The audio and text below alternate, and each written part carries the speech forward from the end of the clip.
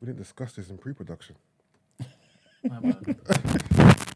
Good morning, beautiful people. It is Thursday, the 22nd of June.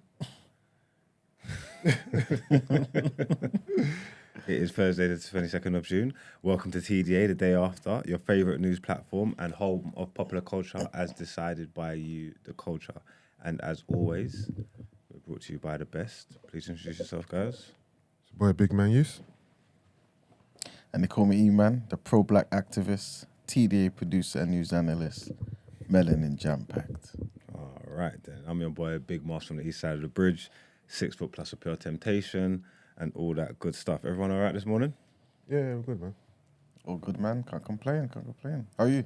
I'm all right. I'm straight. I think I had a decent night of sleep. Good. So, not so tired. Everybody was looking to like find out what happened yesterday. Like, where were you? Where I was? Yeah. I was in my bed. And my car... There we go. Okay. Mr. Rebellion.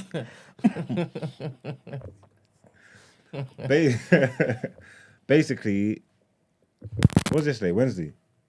Yeah. What's wrong? No, I just heard a noise. I think it might be the mic. Yeah, so Tuesday, I would have went to do my MOT and stuff like that. And then they told me that it failed MOT. I needed a few things done with it, so it's got to stay there. So I was like, all right, cool. So then I had to go home. So then I never had no car, so I couldn't come here. Oh, should ask him to get you Uber. Huh? Should ask him to get you an Uber.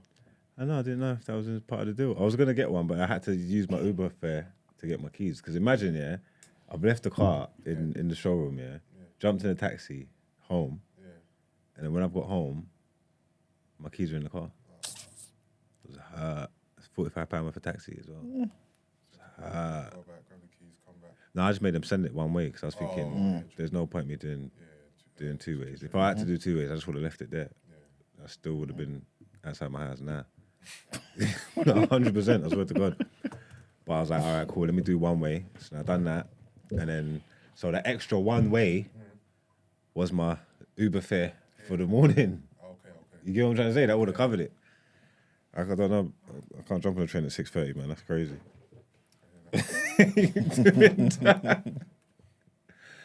I ain't gonna lie. I ain't doing it. So that's why I wasn't here. It was a good reason. That's a good reason. That's a good enough reason, no? Yes. Was it yes? If I could have made it, I would have. You get me? Yeah. That hair now, cars outside, perfect. Yeah, you get what I'm saying? Yeah, no, you're driving safer. Safer. You get what I'm trying to say? Come on, man. Insurance ain't voiding them thing there. You get me? So yeah, we done that. Sorry, speaking your mic, Yusuf? Testing. 1, 2, 1, 2. Can you hear Yusuf? Mine, can you hear No, him? not properly. Can you hear me? Not properly? Not properly, no. No?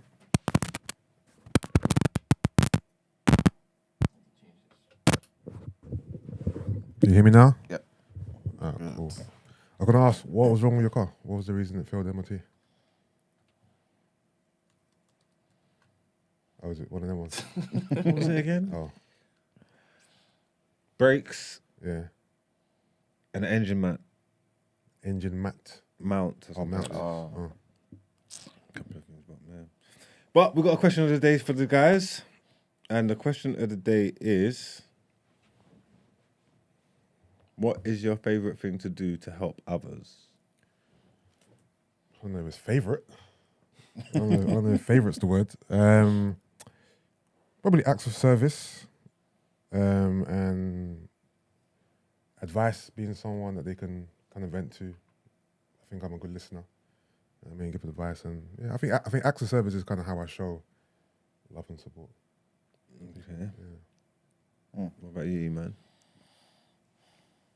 I think I would pretty much gone down the whole listening route as well. Just being there, just letting them know, they've got an ear. That type of thing. Okay. What about you, Brett?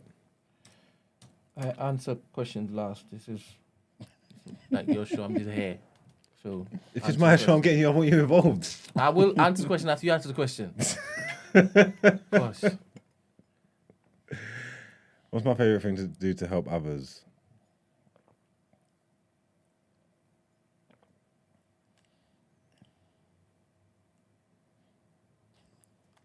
Anytime now, sir. I don't know, you know. The last time you helped somebody, what did you do? I help someone every day, bro. 100%. Give them the realness. You get me? Okay. So you're honest with them. Yeah, I'm honest with people, yeah. I give them cold, hard facts. I cut straight to the core, the truth. You get me? No fluffer. You get me? No cookie cutter business. I give people cold, hard facts. I tell them how it is. Yeah. That's probably the best thing that I do for people. Be straight talking, tell them the truth. And that's your favourite. That's what you enjoy doing. Yeah. I enjoy doing that shit. Have you felt a shift over the years as to how many people actually want the truth? I think more people. Yeah? Yeah. I think more people are being more open to the truth, man, because it's out there, innit? And it's harder to bury your head in the sand. You get what I'm trying to say? So I think like, yeah, this whole like information age and all that. I think people are hungry for the truth. I think they're more accepting of it. You get me? You don't think? Yeah, I think truth is the only way to go, really. You would say that, but a lot of people love lies, and not like lying. I mean, like living in lies. Like, if that makes sense. It's that. It just took you seconds to just go the opposite way. What do you mean? You first of all said, yeah, everybody's wanting the truth. Now they say, not people love lies. Yeah, but it's majority. I'm saying nowadays people are leading towards the truth, but I'm saying in that sense though, people love lies, isn't it? From what we know. How about the truth hurting so they don't want the truth?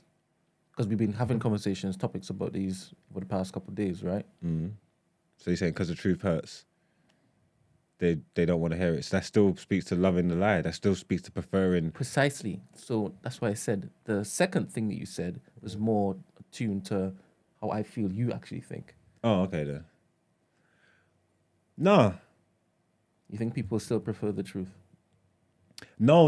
Okay, I get what you're saying. So maybe you are right, but I'm saying I think it's transitioning Into more so everyone wanting the truth. Yeah, I think there's a transition. I think there's a transition happening in this day and age that people are more. Interesting. There seems like there's a quest for truth in it. Yeah. I'd rather be hurt by the truth than to live a life where there's just lies. I think a lot of people say that, you know. No, but they can say I No, I'm not saying. I'm not saying. I'm not saying about you. I just mean I think most people, if you ask them, they'll be like, "Yeah, tell me the truth," but I don't think people really can handle it like that. As a human race, I don't think so. We can't. Nah. It would change. Well, depending on what the thing is that you want to reveal to people, it would change everything like potentially overnight. Everyone will go crazy. But so you don't think in this last, I don't know, how long do you think it's been? I don't know that. What truth are we talking about? Are you talking about like, you're talking about worldly truths and conspiracy truths. I'm just talking about real life truths between people. Yeah, I think a combination of both. Like, I don't know, let's just say somebody found out their dad wasn't their dad, for example, or something. I don't know. And they love this person so much, and I don't know, something like that, right? I think people would be like, yeah, of course I would want to know. I would want to find my real dad, this, that, and the third. But I think the implications of that, yeah, could change everything. You know what I'm saying? And if you want to take it to a more like macro level now, like including the whole world, let's just say there was aliens or whatever, or like people will go crazy. People stop going to work. People stop going to church. Everything will change overnight. That ain't necessarily a bad thing, though. Where people start going to work. No, just the repercussions of us finding out there's aliens. If people behave that way. The world changing may not be a bad thing. Like, the truth is the that's truth, true. innit? You know what I mean? Who knows how the world will be? What's that? Money, What's alright? money, bro? No, I just had to buy an XLR cable because I know I have to exchange the one that you were using. Oh, It was Amazon, sorry. okay. What was I saying? Aliens. Yeah. No, for me personally, I like the truth in it. I would invite knowing about aliens or knowing about worldly truths or conspiracies, and deal with the repercussions then and there. You know what I mean? Well, how would there be aliens change how you think about it? I was just about to ask you Was that as that? well. Like, how do you think you finding out about aliens will change your day-to-day life? My day-to-day life, I don't think it would. That may be the reason why you may be open to it. You know what I mean? Like, say you lived a life where it was intrinsically linked to, you know what I'm saying, to how you view the world. and you find out, and then you now think, wait a minute, my entire life has to change. You may not want to hear that. I really think there's aliens. So obviously, I would be surprised and shocked, and my mind would be blown, and I'd be like, "Oh my god, this is crazy." But I'm like, "Raw, I knew it all along." Like, you know what I mean? There are aliens, yeah. Yeah, I hear you. But yeah, man. The world is crazy. I guess keeping my word. Okay. Yeah. Being a man of your word, man of integrity. Yeah. I like that. Yeah. That works. When was the last time you... That's go wait on. there. So being a man of your word helps other people. Yeah. So saying you're going to do something and doing it. So your favorite thing to do to help other people is to stick to your word. 100%. I don't know if that... Isn't it the actual isn't it the thing that you're actually sticking to? I don't know if that's... Isn't the actual act? Yeah, I put the umbrella over everything. That's the umbrella. All right, So whatever it is, That you've promised. whether I'm listening, and they convey something, and I say, "All right, cool, I'm gonna do this." I stick to it. All right. Yeah, I go one step further. I'm just listening. All right, go on then. E-man's got something to get off his chest. Yeah, basically, yeah. This is something that is quite important to the people out there, right? Basically, there is a men's health workshop, right? They wanted to push out to the people, the community, and that. It's called Achieving the Best You. It's going to be held on the 25th of June, which is coming up soon, a few days, between 3 and 6 p.m. at the Old Street Gallery in the city. And basically, this is the people that's involved is the Sutri Nutrition and Wellbeing, and their partners. Basically, Ben's going to be playing a video in a minute. But basically, they're excited to provide this safe and inspiring environment in which men will be equipped with the knowledge to achieve and maintain optimal health. Right? Basically, the aim is that you leave the session better informed about how to be healthier, and also make new connections with other men, right, who are also looking to better themselves. So on a day, they're going to have a few speakers, and they're going to be covering topics such as what is holistic health, what's particularly important for men to focus on for improved well-being, optimizing fitness, male sexual reproductive health, cognitive and mental enhancement, and the importance of breathing properly. So yeah, man, it's going to be action-packed. They're saying if you're in that world, come with your business cards and all that, network with people, and yeah, man. Okay. I think Matt's going to play something as well after. I'm Belle. I'm a nutritional therapist and I work holistically, which means that I think about how our health is physical, mental, spiritual, emotional, and how all of these areas need to be addressed for us to be really well. Achieving the Best You, the men's health workshop, which is upcoming on the 25th of June, was something that I have felt led to do for a really long time, actually.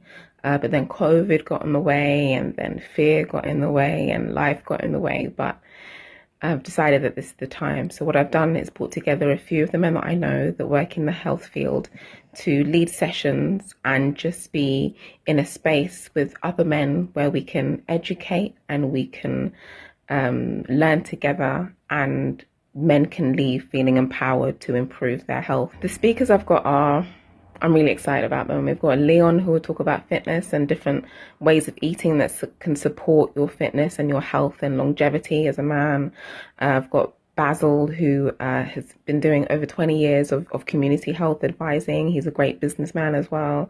And Will George, who is a mindfulness coach and does so with corporations and schools. And we'll go through, how we can actually breathe properly to be at our best.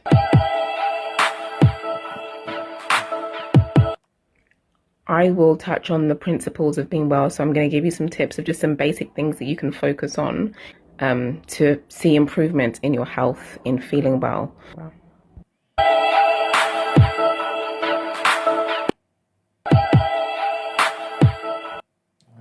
So yeah, man, there you go, people. If you're interested, go onto Eventbrite, you can get your tickets there and be involved, man. Yeah, I've already got 2 tickets.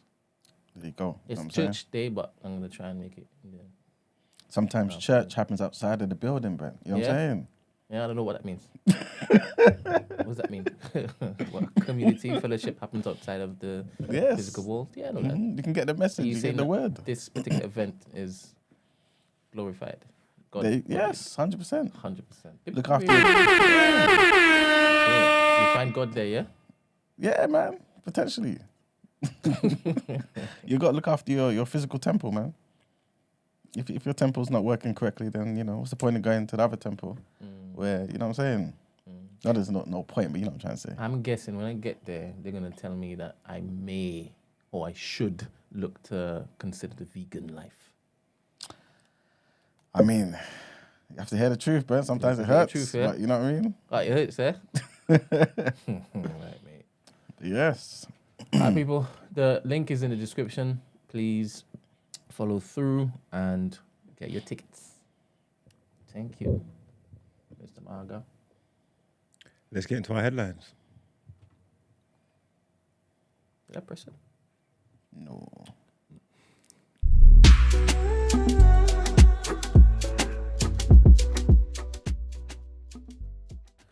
All right, so our first headline is about the 75th anniversary of Windrush. So King Charles III has hailed the Windrush generation's immeasurable impact, right? 75 years after the first crossing from the Caribbean, which... Sorry. Yep. Say the headline again. There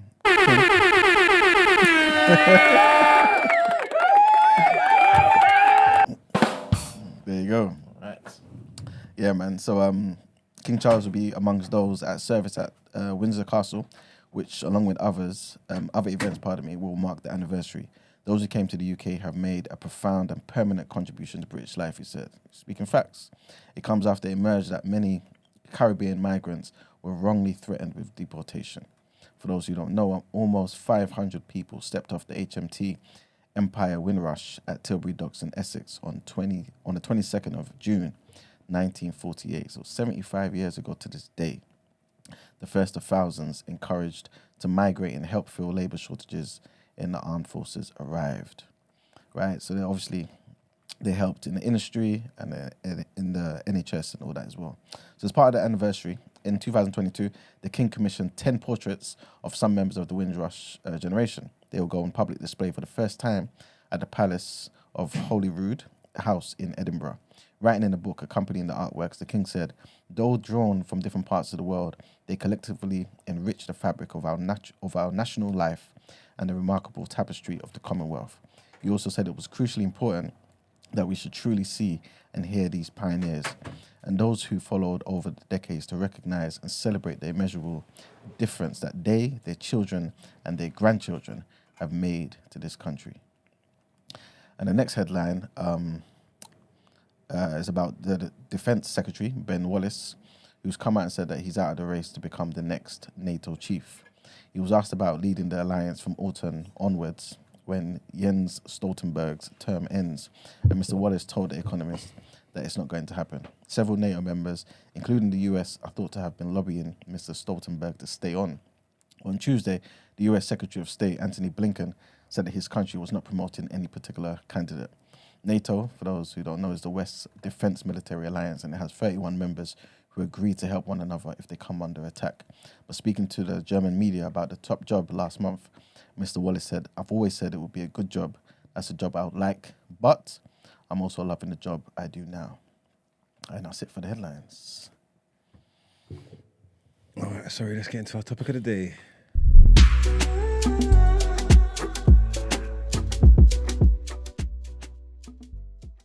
Oh, you did it, right? All right, people. So, topic of the day, right? This might be a quick one, but I just thought this would be kind of interesting to see how you guys perceive the world, kind of, right, through your eyes, right? So, I guess at first you can answer it any way you want to, right? But how optimistic about your ideals are you? So, your ideal world, your ideal job, your ideal, whatever it may be, those ideals that you have, how optimistic are you about those particular things being realized? You can make it about the world, like world peace, or it could be something like personal to you. I don't know what my ideals are. You sure? Do you have like where I want to see myself in 5 years? Because you have been speaking about before about being, you know, a Tory MP. There you go. As we say, ideally. Okay, cool. But how do I see it panning out? Will I be a Tory? You know, as you're thinking about it, let me ask you this. Yeah? Honestly, yeah. In, let's just say 5 years, right?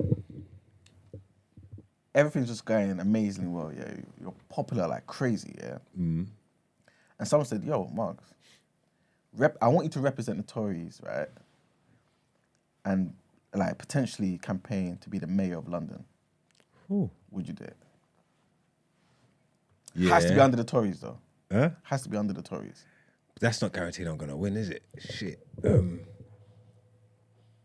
know what though? That's a big look. I'd go for Mayor of London still. I'm on boss shit, innit? All right. I'm on boss status. I'll do it. I think I'll do it. Because obviously, Tory leadership will be different under me as well. Like, do you get what I'm trying to say? Well, at least 'Cause you think it will be. I'm still a man of the people. All right. Do you get what I'm saying? Yeah. You won't be leading the Tories as mayor of London. No, but I'll be leading London. But no, I'd have a say in Wagwan though. I'll be able to help. 100%. Do you get what I'm trying to say? I'll be able to bring congestion zone down. You could try. You, Liz. Huh? You can try. You know, you don't set the policies for your party, right? No, but at least you got someone trying. Yeah? Having someone trying is better than not, innit? Having an ally in the building is better than not, no? Someone's got to fight the good fight. If no one's trying, there's nothing there. So at least someone's trying, Brent. Come on, man. They need me. I'm more interested to see the campaigning and the debating because I think you'll be a great debater. I think, yeah. I think you would change the form of TV. I think you'll have to get used to a different type of language seen on TV. Yeah. Imagine I had a Be a scheme. good chick up. Innit, Brent? The scheme.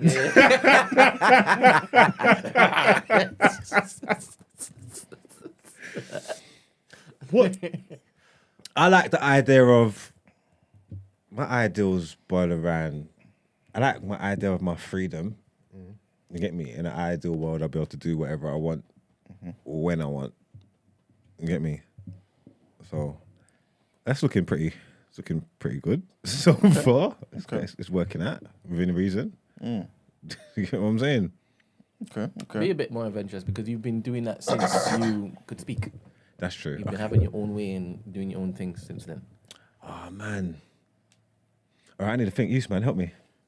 What, about myself or help you with you? No, but yourself. Buy me some time, man. I'm trying not to even get deep with this topic. So I'm trying to think of something. Be deep, man. No, I'm trying not to be deep. I thought you meant as in you've got some, but you don't want to. No, I'm saying I'm deliberately not trying to be deep. All right, cool. I want to keep it shallow. That's what I'm thinking. What? Keep it light-hearted. Yeah, keep it light-hearted. It's too early in the morning for me to start digging deep into my life. I'm trying to think of what shallow ideals could I talk about. One of my ideals, right, is to establish a Black British broadcast network. Right? And how optimistic am I at achieving that? Very optimistic. Beautiful. Very optimistic. That's nice. Can you expand on why you're optimistic, Brent? Because okay, you go. because currently I have a small space in my house and Yes. we have started one of the shows, right? Now, we had planned to start a couple more before the fundraiser, right? And we could have easily have done that if we weren't planning for the fundraiser, right? So that's 3 we could be running right now. Now, once we have the larger space, we would just have like a multiple of what I currently have here. Do you understand? And I would have more, the ability to get more staff in to basically run these shows. This could easily happen. Do you understand? So I can see it very clearly, very easily. Yeah. That's why I'm optimistic about doing that. Together with your optimism, right? Do you kind of foresee certain hurdles that you feel like, you know what, they're going to be there, but still I'm going to be able to knock them down, or you just seeing straight the light, success? I I think with everything I do, I look to mitigate the risk of what the delusion I have in my head coming to fruition. So I've already gone through all of that. The risk assessment. So the hurdles, I guess, aren't hurdles anymore. Okay. Because I've found workarounds. If the hurdles pop up, there are 2 or 3 ways to basically bust through it or go around it. Okay, beautiful. Okay. Yeah, stress tested it a lot.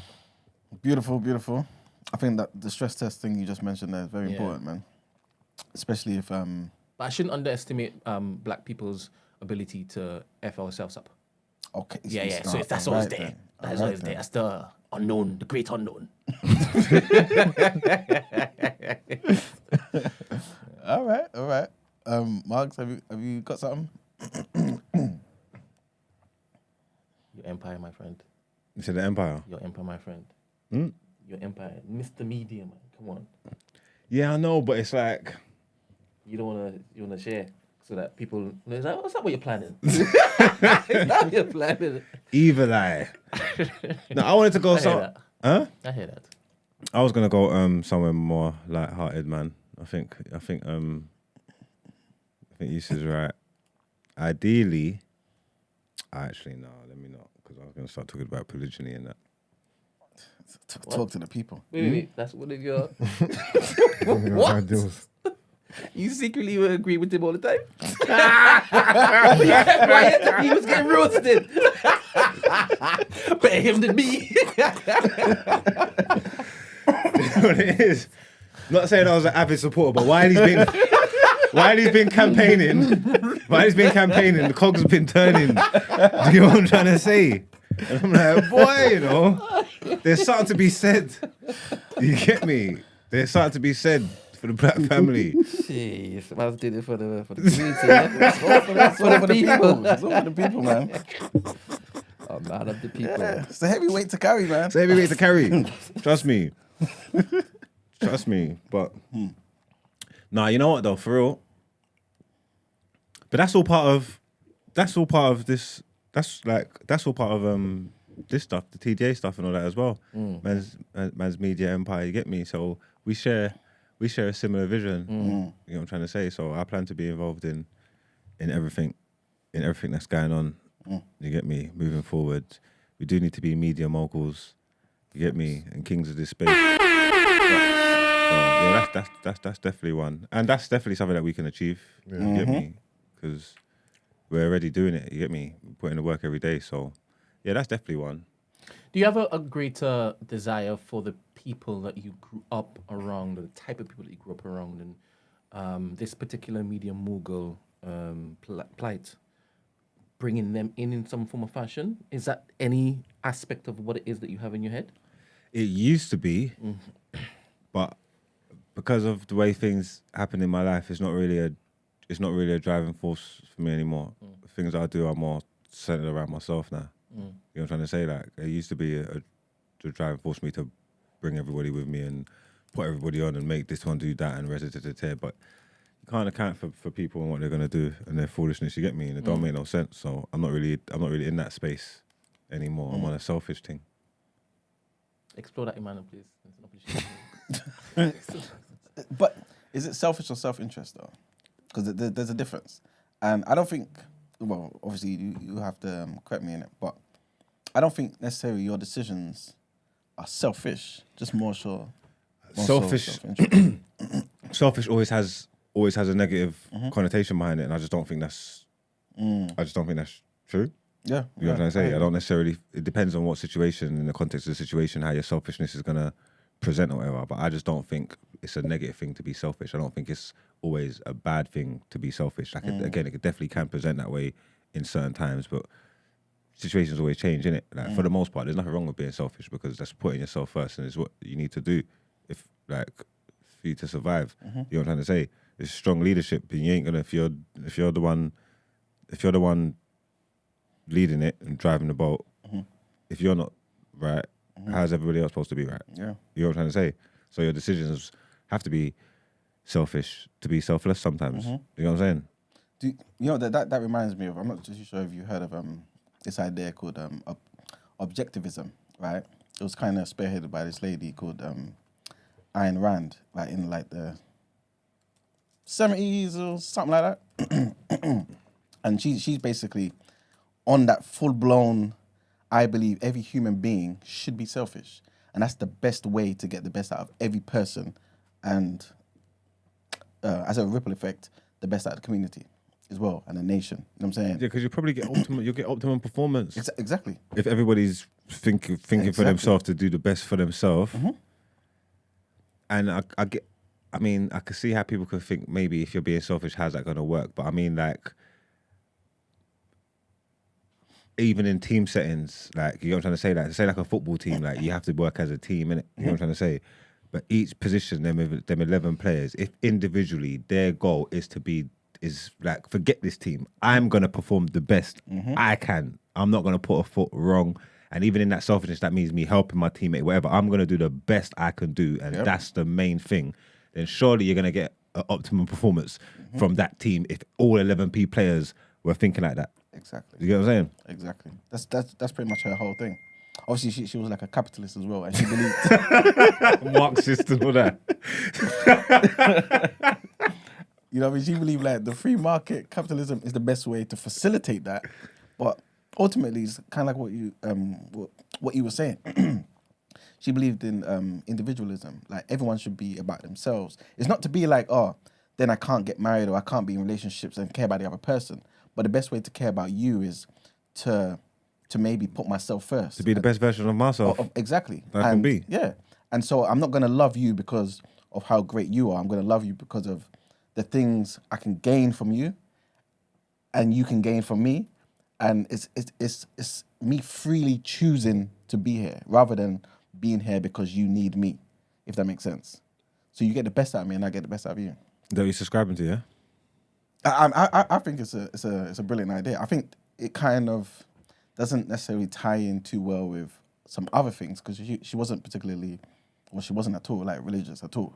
You know what I mean? So it doesn't really tie in with the whole, you know, Christian ideas and stuff like that. But the philosophy behind it, I think it's a brilliant idea, man.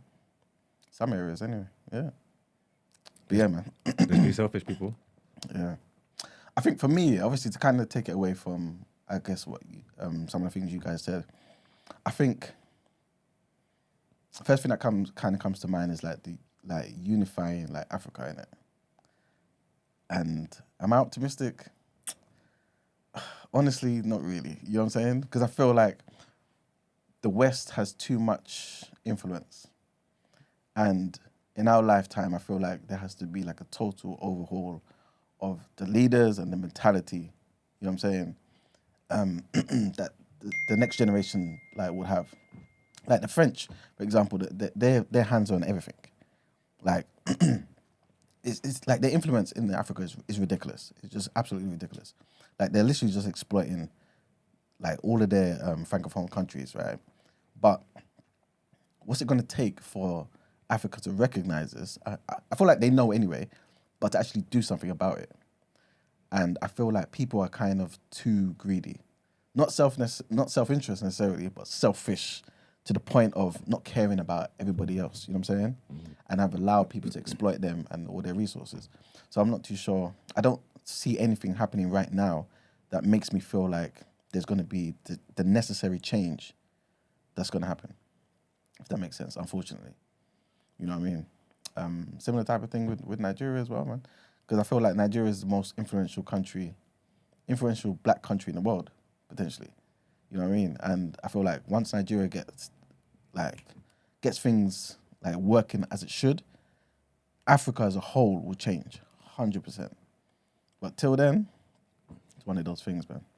Where's that all that start with politics and that? Yeah, but I feel like with the people as well, like the people have to really show the politicians like we detest your thinking and the way you do certain things. You know what I'm saying? Because like I feel as though the people have the power. The people always have the power, but I don't know if the people know how to kind of hone in on that power and focus it at a particular like institution or industry or person or whatever to actually make that change. people feel like, oh, we can't do anything because the politicians say so and so, and then they're prepared to just die. Like it doesn't make no sense. You know what I'm saying? Then they just start going to church and then giving all their money to church and doesn't amount to anything. You know what I'm saying? Like it's the same cycle when really people should be getting up and actually doing certain things. So yeah. But anyway. You just thinking like, yo, I told y'all I'm trying to be I'm just listening, man. light-hearted, man. I'm listening, man. You guys saying some good things, man. You know what I mean? Right, what else you got for us? I was gonna ask about the ideals and stuff, yeah. I know most people's ideals are kind of amongst themselves, isn't it? Like we all kind of said, right? But do you feel like you spend any amount of time thinking about the ideals of other people you don't even know about? Or how they fit into your ideals, I should say. Not strangers, but maybe immediate family, Okay. close friends, close associates, people I may work with. Because everyone that you're in close proximity to kind of have a role to play in some form or fashion. But is that entirely true? Because In some form or fashion. I'll tell you why. Because when you was doing Meet Us After 7, there's people that you never met that was benefiting from what you people was doing every week. You know what I'm saying? Yeah. And you still put the time in and the effort to make sure you gave something that benefited them, even though you didn't know them. So they're kind of outside of your immediate, but you still consider them. Do you know where I'm coming from? Yeah, I thought you were talking about how those people affect me. You mean how I'm affecting others is what you're saying? Yeah. Oh, okay. Okay. And vice versa. Okay. Yeah, no, the first part of my answer was how or who I believe affects me. In terms of do I think about how I affect others? Yeah, even with the pod, I knew obviously ending the pod would have a ripple effect on some people's routine, their Sundays, because that's when we came out. It was definitely something I took into consideration for sure. But at the end of the day, I can't base my final decision on other people. It has to be about myself and Gina. Yeah, 100%. 100%. Alright, cool. Good morning, caller. Hello. Good morning. How are you? Good morning, everyone. How's everyone today? Sally, just so you know, Yes, Sally. we really appreciate that you take the time to call in every morning and share your thoughts, by the way. How you doing, man? I'm glad. Yeah, I'm very good. I wanted to speak about the selfishness thing. Because as you guys were speaking about it, I was thinking, like, what you're saying about, like, a community being better, like, overall in general, if everyone is selfish, that is a very, like, it sounds like a very good idea, but unfortunately, different people see selfishness as in a different way. Because as you were saying it, I was thinking about me, myself. Like, I love helping people. I love helping the people around me. And I was thinking, where does that come from? And I think that it's a very selfish thing for me to do, to want to help people, because I help people because it makes it, I'm not going to lie, if I'm being honest, it makes me feel better about myself. And I sleep better at night after, like, if I've gone and I know I've helped people, like, it makes me feel good about myself. Whereas there are other people in the world who will see selfishness as just leaving other people to do what they want to do and just completely not get involved. And that is their form of selfishness. So when everyone is following a different form or formula to selfishness, that's when it doesn't necessarily align. That's what I think. So do you feel like what's more productive then? For you, the type of person who would be selfish, help somebody for your own gain, or somebody else who wants to help people for their gain? Obviously I'm biased because I'm me, but I would definitely think the people who help people for their own gain, 100%. So okay, so you kind of think the whole thing I mentioned before about individualism, like Ayn Rand's philosophy, right, is a more effective way to get the best out of the human race. 100%, 100, but because it's like how well, from the way I see it, that cannot be disputed, because if I want to be great to help you so that you can also help me, then at the end of the day, we're all getting helped. We're all getting extra energy towards our goals that we never had in the first place. That can only be a benefit for you and for me and for all parties involved. Unless I'm just stupid and I don't know what I'm doing and I'm just messing up with this shit. Yeah, makes sense. Makes sense. I see. I definitely see why you think that. But what if, for example, it gets to the point where it's like you can't be bothered, or you don't gain anything anymore, if that makes sense. So let's just say you feel as though you've done enough to justify you thinking you're a good person, and so when you get to the age of 30, 35, you're no longer going to help people. How does that then help people or help society? Well, that's like saying you don't want to be selfish anymore. So if you're not being selfish anymore and you're no longer getting the benefit from being selfish and helping other people from being selfish, that means you're not doing it anymore. So that means you've stopped doing what I said, like what I'm speaking about. So that is like neither here nor there. That's something completely different. Yeah, but what I'm saying is, if everybody kind of had that mentality, then you stop being selfish and stop helping people, then wouldn't we not have a society where there will be loads of helpless people out there that won't get helped? Does that make sense? Or no? No. Okay. Well, I don't believe so. As in, okay. Well, first of all, let's say me and you. Let's say you've got your business, I've got my business, and I'm helping you with yours. You're helping me with mine, and this is a mutually like we're both mutually benefiting from this. First of all, I would say if for 30 years we're helping each other in our businesses, and then we stop helping each other in our businesses and maybe start helping other people with their businesses because they can benefit us more, then that's 30 years of help that you've got. Like, you can't overlook that.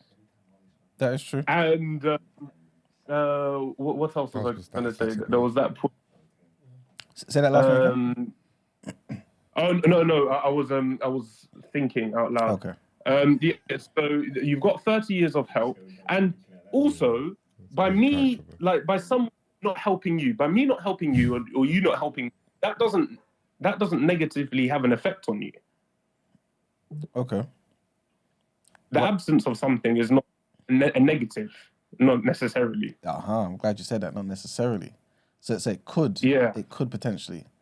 You know what I'm saying? Because at the end of the day, you could maybe say, well, the presence of it was definitely benefiting you, so you take it away. Even if you just remain neutral, you know what I mean? Like, there's no real benefit. Is like living a life of just neutrality isn't really the most beneficial, productive life, is it? Yeah, that's true. That's true. But I still don't. Not necessarily. As in, okay, because I can definitely see there can be examples of if, let's say, you had a let's say you were doing an event, and then I told you I was going to help you out in this event, and then last minute I pulled out. Then 100% my absence would be a negative to you.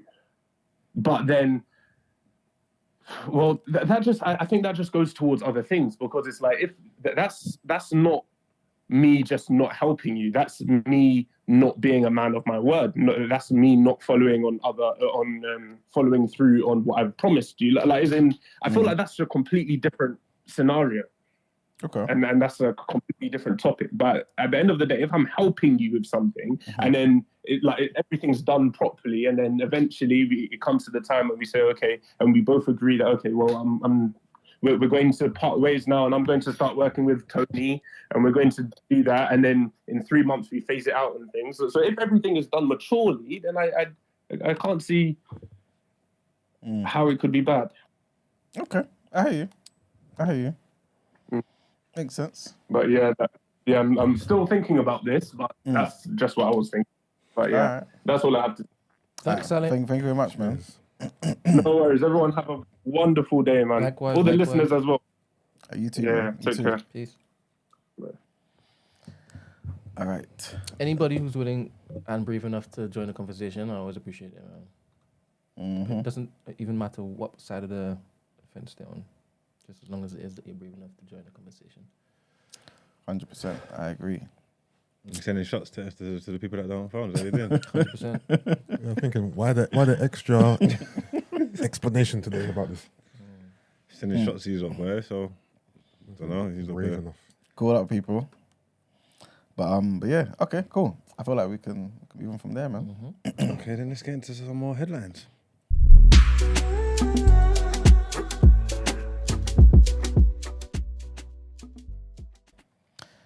All right, so our next headline, some sad news. Obviously, I'm pretty sure everyone's pretty much heard about this, right? You know the submarine, the Titan submarine. Yeah. Is it submersible? Yeah, it's a Titanic submersible, but some people call it the Titan submarine too. So yeah. Anyway, so If I hear one more thing about this goddamn submarine, man. That's harsh, man. What? It's harsh, man. you know what? Let me give tell a the shit story about this and then submarine. tell me why you feel that way. What? Let me read the headline. Tell me why you feel that way. They've gone down to see the Titan. All right, forget it. No, Can't read it. that's not the reason why they're there. But imagine being stuck. I don't imagine foolishness. No, just imagine it for now, innit? Huh? Imagine being stuck in the sea. You know what? You know how mad that is. You know what my dad would say to me if that happened to me. He's like, "God, mad! You bring your problems on yourself, and you want anyway." All right. You know what? Let me read this and Probably I'll say come back to something you. like I'll come back to you. All right, man. So the US Coast Guard has come out. and Sorry, Emmanuel. Yeah. Sorry. This is just hilarious. Fernand just said, big up E-Man with the rainbow on his chest. He didn't know that you were doing that. This is progression. You've come a long way, man. You've come a long way. We love this. Oh, we love this. Subliminal messaging. Subliminal messaging. I don't know what to say, man. I don't know what to say. Properly for the people. I've shown a lot of restraint. But anyway, so the US Coast Guard, right, has come out and pretty much said the oxygen on the missing Titanic submersible is expected to run out at roughly 12:08. So basically in like 3 hours, just under 3 hours. The vessel named Titan lost communication with tour operators on Sunday while about 435 miles south of St. John's, Newfoundland, during a voyage to the Titanic shipwreck off the coast of Canada. The US Coast Guard has been leading a massive international rescue effort, which was stepped up after underwater noises were heard on Tuesday and again on Wednesday, although experts have been unable to determine the cause of the sound. The countdown has now begun, with the vital oxygen supply expected to run out, like I said, at 12:08 UK time, but 7:08 US Eastern time. The announcement has painted a bleak picture for those trapped inside the stranded vessel, but officials have continued to insist that the hunt is 100% still a search and rescue mission. Rescuers, including the US CG, the British Navy, and the French and Canadian teams, are picking up the pace ahead of as the window of rescue narrows. They face a battle against time, and with less than 12 hours left of oxygen, well, as we're speaking, less than 3 hours left of oxygen on the vessel, experts have said that those inside will be trying to minimize their breathing to preserve the remaining supplies. Rescuers are refusing to give up hope. The US Coast Guard Captain Jamie Frederick insisted on Wednesday, even as people around the world count down the hours until oxygen is expected to run out on the vessel. So, why? Okay, you know what? Let me ask you like this: how is it any different to potentially going on a roller coaster?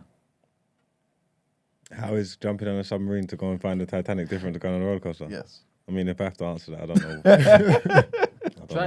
I don't know what we're doing there. I think the answer would be totally different. Like, and you know the wickedest thing as well, yeah? What did it cost them? Like a seat's like £250,000. Yeah, it was. Yeah. If the tickets was £800 or something, then I could understand. You get me? I'm trying to say that because you get what you paid for. You get what I'm trying to say? That. Like £250,000. This should be the most safest, bashiest submarine. Like for £250,000 for my ticket, like Each as well, so my life should be guaranteed. Yeah. Like I should be safe. That should be one of the biggest selling points of 100%. this trip. That you are gonna be safe. You get me? I left it to chance. Chance. Yeah, no, for $250,000, life needs to be guaranteed. 100%. Then people got more money than sense, yeah? And if that's what they wanted to do with their money and their time, then good luck to them. They probably found the Titanic. You just go and look, but they're probably there. Go and find wherever the Titanic is. They're probably there. You get me? Just go find it and go grab them. It's sick. I don't know why they done that, but that's whatever happens to them. That's their business. So if you're a multimillionaire or a billionaire, would you like go into space? Probably not. No, not first either. Yeah, but these ain't the first people to go down there. Yeah, but I would have done it in a better ship than that as well. Yeah, but it's I wouldn't do that anyway. wouldn't I do don't care. The Titanic sunk. It's been down there for years. There's nothing down there for me. Who gives a shit whether it's down there or not? What am I gonna do when I see it? Look at it. What? Everybody dead. Okay, cool. I'm never doing that shit. You get what I'm trying to say? There's nothing about me that makes me want to go and see that shit. Yeah. But you can't necessarily look at it as what you would like. You have to put what you would like as the equivalent of what they would like. There's no reason to go 1,200 feet under the sea. And again, it's more power to them. Let them do what they want. But what I'm trying to say is you can't make me care about people's foolishness. Yeah, of course. There's stuff going on all around the world. I ain't got the bandwidth for all that. If we done some Googles, there's probably people in pretty precarious situations right now. Yeah, there's things happening in life every second of the day. I can't care about everybody. You know what I'm trying to say? I don't think it's a case of caring. There is, for me, the focus is not about why they're there, innit? I'm trying to put myself into their situation. Imagine being, I'm not sure how many leagues under the sea there are, but imagine being in a submarine that deep into the sea and the oxygen is running out. You know how surreal that must be, bro, to know that you're going to die at the bottom of the ocean in a submarine. Yeah, my empathy's capped. It's mad. That man are down there saying I should never have done this. Of course they are. What do you think they're saying? Of course they're saying, why the fuck did I come here? But it's just, to me, it's just a mad situation to be in. Like, it's mad. It's horrible. It's absolutely horrible. I just find it crazy. I find it crazy, man. Yeah, I think it's crazy too. Yeah. Yeah, I think it's absolutely crazy. But they ain't no buts. It's crazy. They're crazy. No, it is. No, it is. The whole situation is mad to me. It's mad. It's mad, and I couldn't fathom being in that situation. I feel like if I had the money, I would go into space. I'd want to see the Earth From up there. Yeah. Yeah. And Maybe. I feel like that's like the equivalent. I'm just not a water person, so I would never do that. And plus, I don't care about the Titanic. You're a sky person. Yeah, space. so I can kind of understand why they did it. You know what I'm saying? Curiosity in that. I mean, yeah, I don't know. I've seen that video going around just showing you that they're controlling it with N64 control pad and all that. I heard that as well. I thought, nah, that's impossible. Crazy. N64 controller. There's a video. I don't know how legit it is, yeah. but the video he's showing you is like, oh yeah, we control it all with this and boom, boom, boom. I'm just saying, if I was doing that, I'd be on my submarine would be like a luxurious submarine. It'd be like the soul plane of submarines. It'd be different. You get me? And you know what? It's funny you said that, yeah, because if I'm not mistaken, one of the people that signed up, right, he gave his 80K deposit, right? When he found out how they was controlling it, he was like, nah, give my money back. Oh, is it? Yeah. Yeah, and his friend was like, nah, he's still gonna do it. His friend's in the submarine right now, And he's not. and he's up here. You see what I'm saying? See when sense prevails. Everyone should be like his brethren, man. This submarine here, this Ocean Gate thing. Let me see it. It's kind of dead as well. It's sad, man. That's mad. That is mad. That is mad. Man, I heard that story. There ain't no black people on that thing, is there? I don't think so. Of course not. Eh? Of course not. No chance. There's a I Caucasian. saw an Indian man there. Yeah, there is. Caucasians. I think so, anyway. Yeah. That makes sense. They're inquisitive.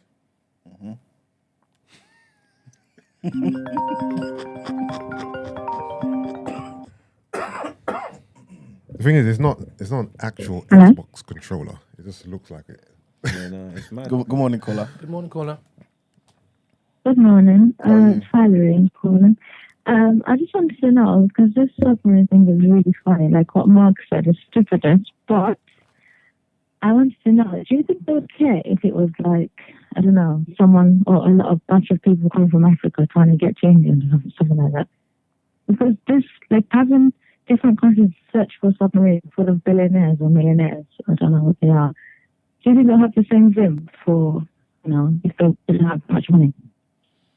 I don't think it's obviously their money's allowed them to be in that position and they've got the privilege to do that. Everybody hasn't, yeah. But I don't think that's well, then again, I can't speak for anybody, but for me, them having money, them having money and them being billionaires or whatever has got nothing, it's got nothing to do with it, if that makes sense. They could have been down there for free. They could have won it on a prize. I would have said, why would you accept the prize? Like, you know what I'm trying to say? That because I just think I'm more looking at I wouldn't be down there, and I just think it's like so when you do certain things, you got to take responsibility for your actions and stuff like that. You know what I'm trying to say? Like there's risks in everything. Like you know what I'm trying to say? Like people have surgeries and stuff. They tell you there's risks and all that. Boom, boom, boom. I don't know if they would have been briefed about how dangerous what they're doing is, yeah. But there's risk involved, and they took it in it. And it just speaks to the stupidness to me. You know what I'm trying to say? That it doesn't matter whether they're billionaires or poor or if they're trying to refugee seekers or whatever. It doesn't matter. I'm just thinking, what the hell are they doing down there? That's my thing. I don't know what they're doing down there. So whatever. And again, I'm not trying to be horrible, but whatever happens, if you're gonna do that stuff, whatever happens to you is gonna happen. Like whatever happens, isn't it? Happens, yeah. It's true. Yeah, we can hear you, caller.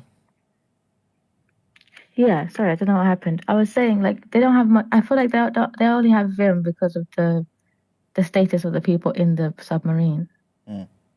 Is that how you feel? Yeah. Why is that? Why do you feel that way? Like I said, I don't know if it cut then. I was saying that when there was people trying to get to France and they were denied, and then a lot of people died. It was Spain or was it France when a lot of people died in the boats. There wasn't vim to go and collect them. They literally left them in the sea. Is it? I don't know. I don't know if the numbers are right, but apparently the Titanic's like 12,000 feet below. Yeah, something like that. Sea level or something like that. Didn't that drop in like 1912 or something like this? Yeah, something like that. What the hell are they doing? This is totally different. This is not even. That's chalk and cheese to me. You know what I'm trying to say? Like these people are trying to change their situation to benefit themselves to get out of it, and they're taking big risks for what it's a risk that they deem worthy in it to change their situation. These other people are just, I don't know, exploring. My qualm is not with the people obviously trying to change their life. My qualm is with the world that's going to save these billion people, like the billionaires. That's what I'm trying to say. Are you saying they shouldn't be going to save them? Trying to save them. Yeah, like they wouldn't go I'm saying that and the save vim. They've got more I'm with you. These millionaires. But they're saving these people because they've got a status. Oh, I'm with you. Okay, let me throw it back to you like this, right? Do you feel like it may be different because those billionaires paid for a service though? You know what I'm saying? Like you paid to go down there and come back. Refugees are not paying anything. Yeah. Well, I mean they're paying smugglers and things of that nature, but like it's not a legal transaction. Yeah, I think it would work both ways. It's still consequences of your actions. If the refugees want to risk running across oceans and thinking and all that, then obviously I understand it's humanity and all that, but people should be jumping out their pants talking about save people. Like that's a risk that you want to take, innit? You got to take responsibility for your actions. So, I mean, I hear where you're coming from, but again, I think they're different. Yeah, as well, because man. like I said last time, I'm sure there was like 100 people that died by the France shores, and no one went to go get the dead bodies. They just left them. Yeah, I think it's different though. Because also I'm trying to think, did they sign anything? Did they sign any waivers or? With the people in the submarine? Yeah. They must have signed something. They must have signed something, right? And I'm sure. Yeah, they did. Because a report I read said that one person, when they read the waiver, they were like, nah. So I'm guessing the waiver said something like, I don't know, we are not liable if you die or something to that degree. But there's people sign bare things that say that though. Obviously, it's different in the submarine underwater, but like man sign them kind of waivers all the time when you go and do things like the death is your responsibility. Yeah, you get me.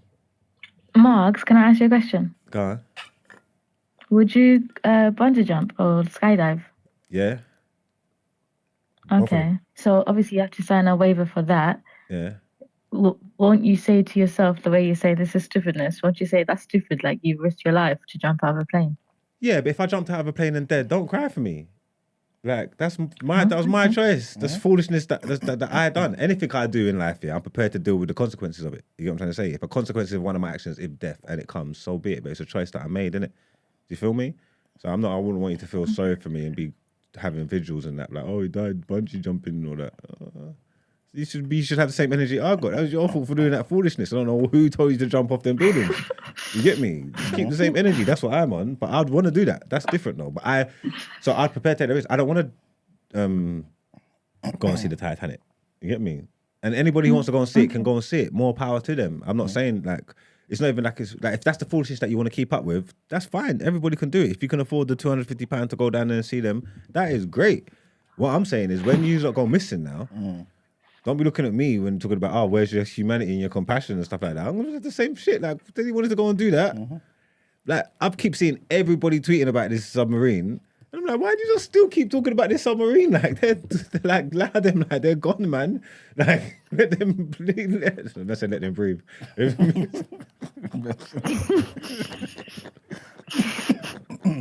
all right. Bye, guys. Thank you very much for calling, Nah, it's sad. Don't get me wrong, but I don't know what you want me to do. In what circumstances do you have compassion for people who die doing a certain act? For example, soldiers at war. No, they signed up for that. Guys in street life, gang life, dying as a consequence of their actions. No. Victims of war and that. Okay. Like when places get bombed and that. And they that's civilians and that. That's my compassion. Yes, you ask me where it comes up. I'm letting you know. In terms of people who are choosing to do something, not someone who's a bystander. Oh, are you asking me? Oh, in what situation where someone chooses to do something? Yes. Do you have compassion for them if they die? That's why I said soldier or gang member. Indonesian kids that went into the cave and then it flooded and they couldn't get out. If they passed away, what do you mean? Would you have compassion then? What were they doing? Why were they in the cave? They normally go in the cave and then they like explore it and then come out before. Yeah, I would have had compassion. Remember when the miners in Chile? Oh yeah. Imagine if they died or something. I would have had compassion for them. That would have been sad. They were just doing their job and then the mine caved in and they died and thing. Something like that. That's the answer. Yeah. There you go. Shout out Chilean miners. Good morning, caller. Yes, guys. How's it going? I had to do it, man. I had to do it. Yeah, it's Paul Wallace from the chat. Jeez. Okay. First time calling. Yeah. I had to do it, man. I had to do it. Brent apply that pressure, boy. This topic, like really kind of, So yeah, I was wanting to say, would any of you guys go to space, like a kind of like to the edge of the Earth's atmosphere? Yeah, because that is one of my bucket list things that I would love to do. That's what I'm saying. And yeah, it's one of you guys. I see E-Man. I know you want to do that, man. Yeah, definitely. I would love that. So if you went up in a spaceship and your spaceship crashed and blow up and thing, now I'm supposed to care. These are the questions that we're asking now. Yeah, the thing is, I would want someone to come save me, but if no one did, if no one did, Captain Marvel,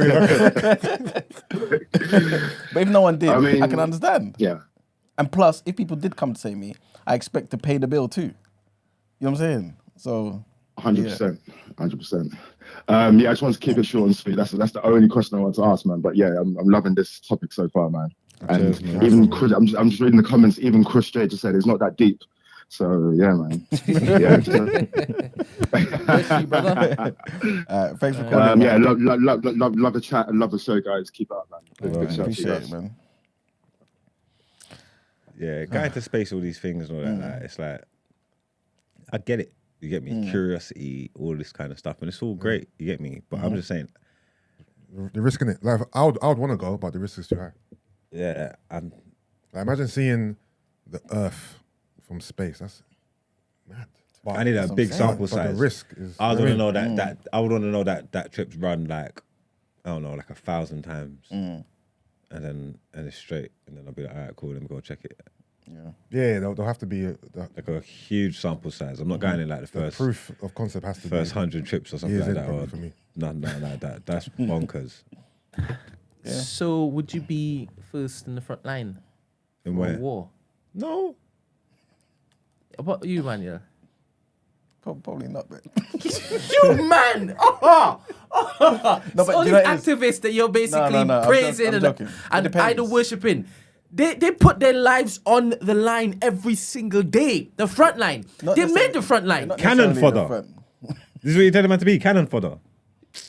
Is that, yeah, we're too valuable to be there, man. Do you know who I am? Oh my goodness. Do you know who I am? In this army. Do you know what I mean? Question, Do you know what I mean to you know this what- army? You're talking about cannon fodder. You ain't got no hold on. respect. You go on the front line. Wait, You know- wait, wait. Bruv, you know bullets and bombs can still go over the front line, you know, and land anywhere. Sorry, caller, hold up, please. Fine. But when you strategize, real generals strategize from the offices.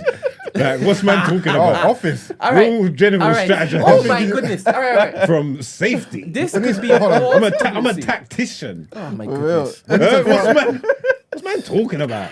Or even like not the office, but like, you know, like at the back. You know, like he That's what I thought you were referring to. Not being at the front, but being somewhere at the back. yeah. No, but like, you know when they build their tents and have the war council, it's at the back of the front line. The bridge going over there. Where you got binoculars? I thought you were man like who's that guy, that dope show where the guy runs, he jumps and he goes Oh, Trey.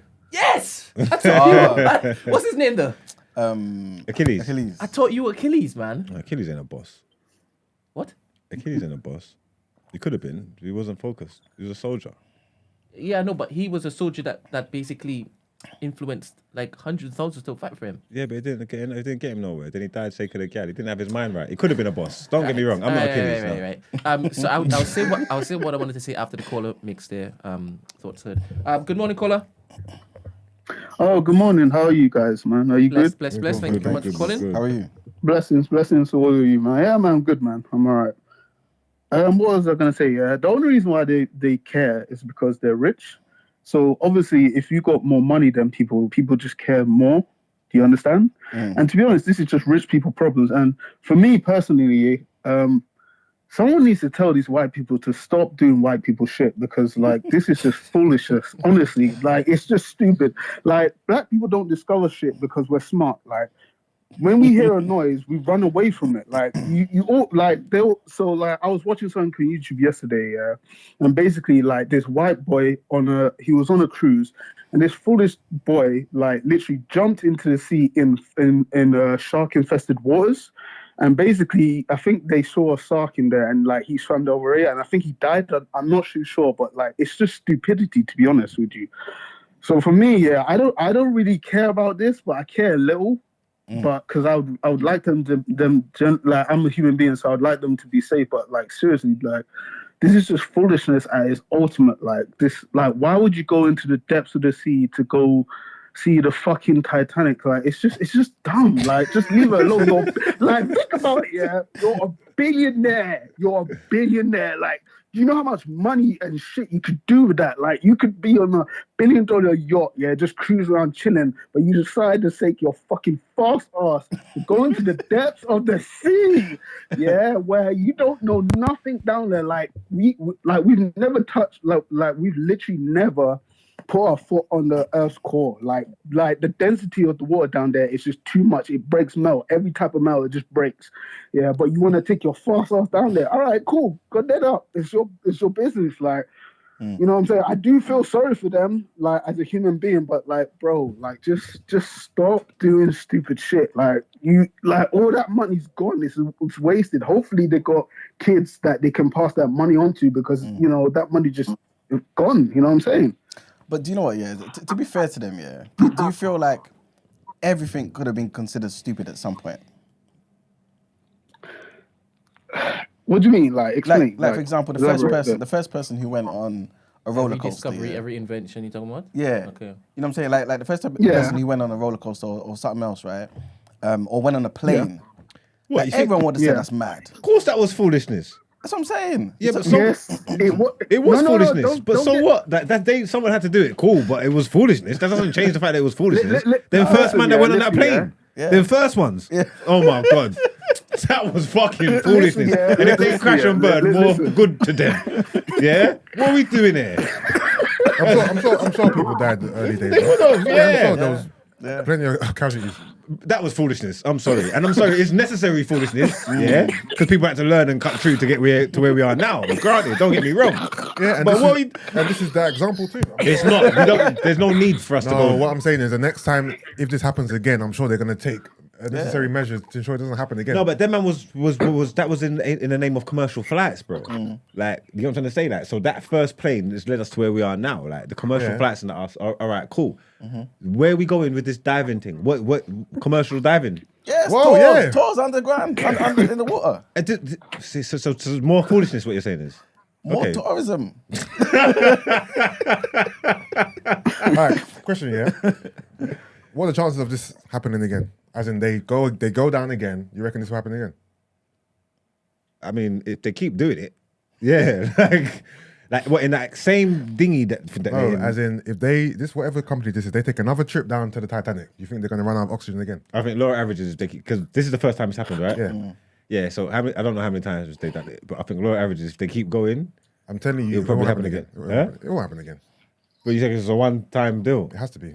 It has to be. You learn from your mistake, and you correct the error, and you go down there, and you like take billion. Oh no, what? More oxygen, bro. Just take more oxygen. Like, how could it happen again? That's foolishness. That's foolishness if it happens again.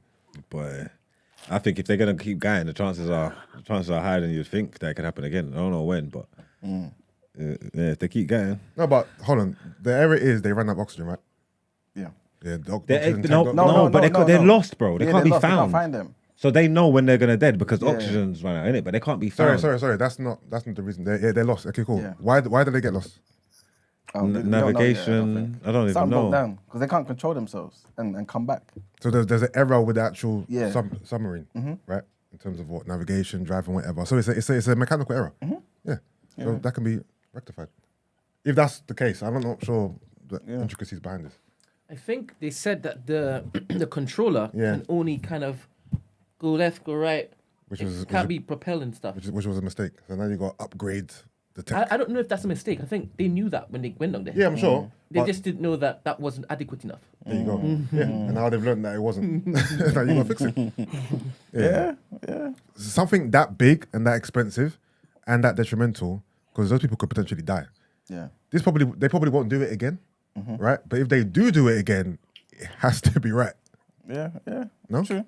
It has to be right. You can't make that same mistake twice. They didn't plan for this mistake. They thought everything was going to be fine. I'm guessing they've done it before and it's been fine. So there's you can't preempt this. No, wasn't this the first trip down there? No, it couldn't have been. Something before. No, sorry, the first commercial trip down there. I don't know. I haven't read the story. Obviously, they've tested this out before. But I'm saying, is this the first time people have paid to go down? I don't think so, you know. Oh. Because I heard something about another, I'm not too sure if it was for this particular thing, but there was another situation where... Caller, thank you very much for calling in. Yes, thank you very much. Man. Oh, bless. Have a blessed day, guys. You too, You bro. too. And apparently I'm not too sure, like I said, right, if it was for this particular going to see the Titanic or just some other venture, right? Okay. But basically, they needed to get rescued as well. So basically... so this is a regular occurrence. Hey, this is a crazy one there. And apparently, right, the ship, sorry, not the ship, whatever the vessel is, right, went to get them, it grabbed them up, right, and something happened where the person who was meant to open up the hatch or whatever didn't do something right, and it dropped again. So they've dropped crazy amount of feet, right? Yeah. And they've literally had about 39 seconds. This is one of the survivors talking about this. 39 seconds to basically brace for impact. So all of them have pretty much had to go and grab certain things, right? Secure it in this 39 seconds as it's dropping, right? Put socks in their mouth, because obviously on impact you might bite your tongue or something. And then basically just sit there and wait till the thing just hits the ocean floor, man. And then it happened. And then basically what they're saying is, because that guy who survived is pretty much saying, the issue is not necessarily the oxygen running out first. It's more so getting rid of the carbon dioxide, because that's what's going to kill you first. You know what I'm saying? So in that particular situation, they were lucky because the thing that helps to extract the carbon dioxide is battery operated, and it worked. It was still working. So they were kind of cool. But in this situation, not These too people sure. could be dead already. Yeah, It might be. Yeah. God forbid. Good morning, caller. Yeah, go on. Good morning, caller. Hello. Morning, it's Maggie from the comments again. Morning. How are you? Morning. Are you still talking about the submarine thing? Yeah. Yeah. Only because I did like a deep dive on TikTok over the last few days, and I feel like I'm a marine expert right now. Definitely no pun intended, right? You're bad, you know. So basically, the owner of the submarine company is actually in the submarine with the billionaire. There's two billionaires. One is I think Pakistani, and he's got his 19-year-old son. And the other person is I think a former like Marine as well, who's basically piloting the vessel. It does use a game controller, a Logic game controller that you can buy on Amazon. The only way they can open it is from the outside, so they couldn't even get out, even if it floats to the surface. Yeah. So basically, they said the best case scenario is that they're at the surface and they can spot them at the surface, but they can't get out. So they may run out of oxygen anyway. Or if they are basically stuck on the ocean floor, basically even they wouldn't be able to bring them back up because this submarine is not even been set up properly. So there's not even a way to tow it basically to the surface in time. Also, there's also a chance of implosion where basically the pressure becomes too much and it implodes on itself. And from what I saw on TikTok, it goes to the size of a basketball. Oh, so you wouldn't even know it's happening. It would just happen instantaneously. So they're saying that would actually be a better scenario than them running out of oxygen. Wow, that's mad. So yeah, and I just wanted to just mention, I don't think you can compare this to I do think there is a bit of hypocrisy in terms of the concern, the interest that's gone on for this submarine where people have voluntarily done something that they didn't need to do, compared to people that are maybe fleeing war-torn countries and trying to seek a better life or doing a dangerous job to earn a living. So I do think it's just billionaires having too much money, and this shows that not everyone should have that much money. So Too much money? Is there such a thing? Too much money. There's such a thing. Nobody needs to be a billionaire.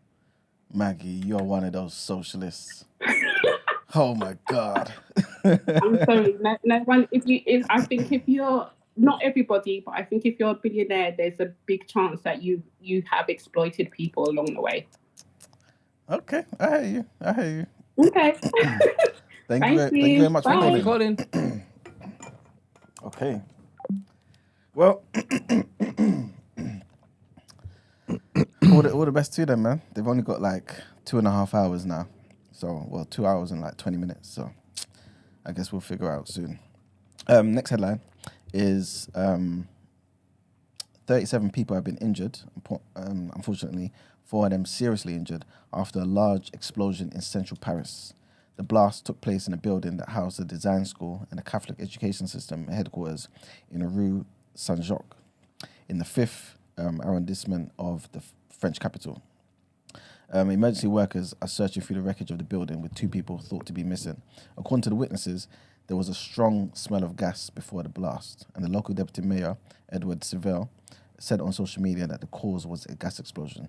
But at the moment, authorities said the cause of the blast has not yet been determined. And that's it for the headlines. We can go into the People's Journal. Wake up.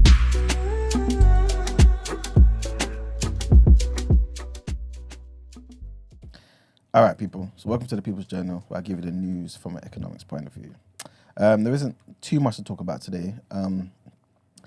Unfortunate news, but I feel like everyone's kind of anticipating this. Sorry.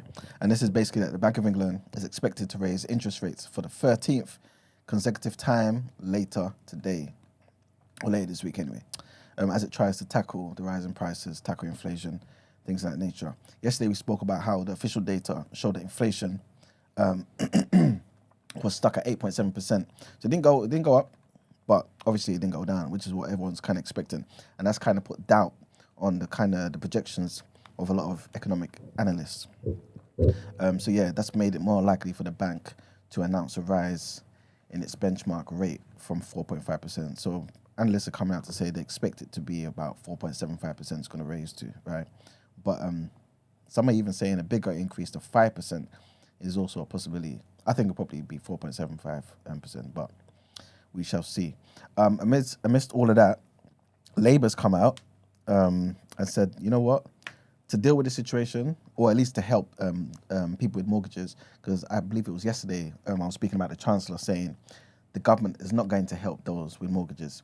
Labour saying, look, we should make the banks offer to help people with mortgages. And so they set out like a 5-point plan to kind of ease the situation with homeowners, basically. And what they're saying is, and I'll go into this briefly, is that the plan includes that it should require lenders to allow borrowers to switch to interest-only mortgage payments for a temporary period. So obviously during this tough time, right? Also, they're saying lenders should allow borrowers to lengthen the term of their mortgage period as well. They're also saying that lenders should reverse any support measures when the borrower requests it.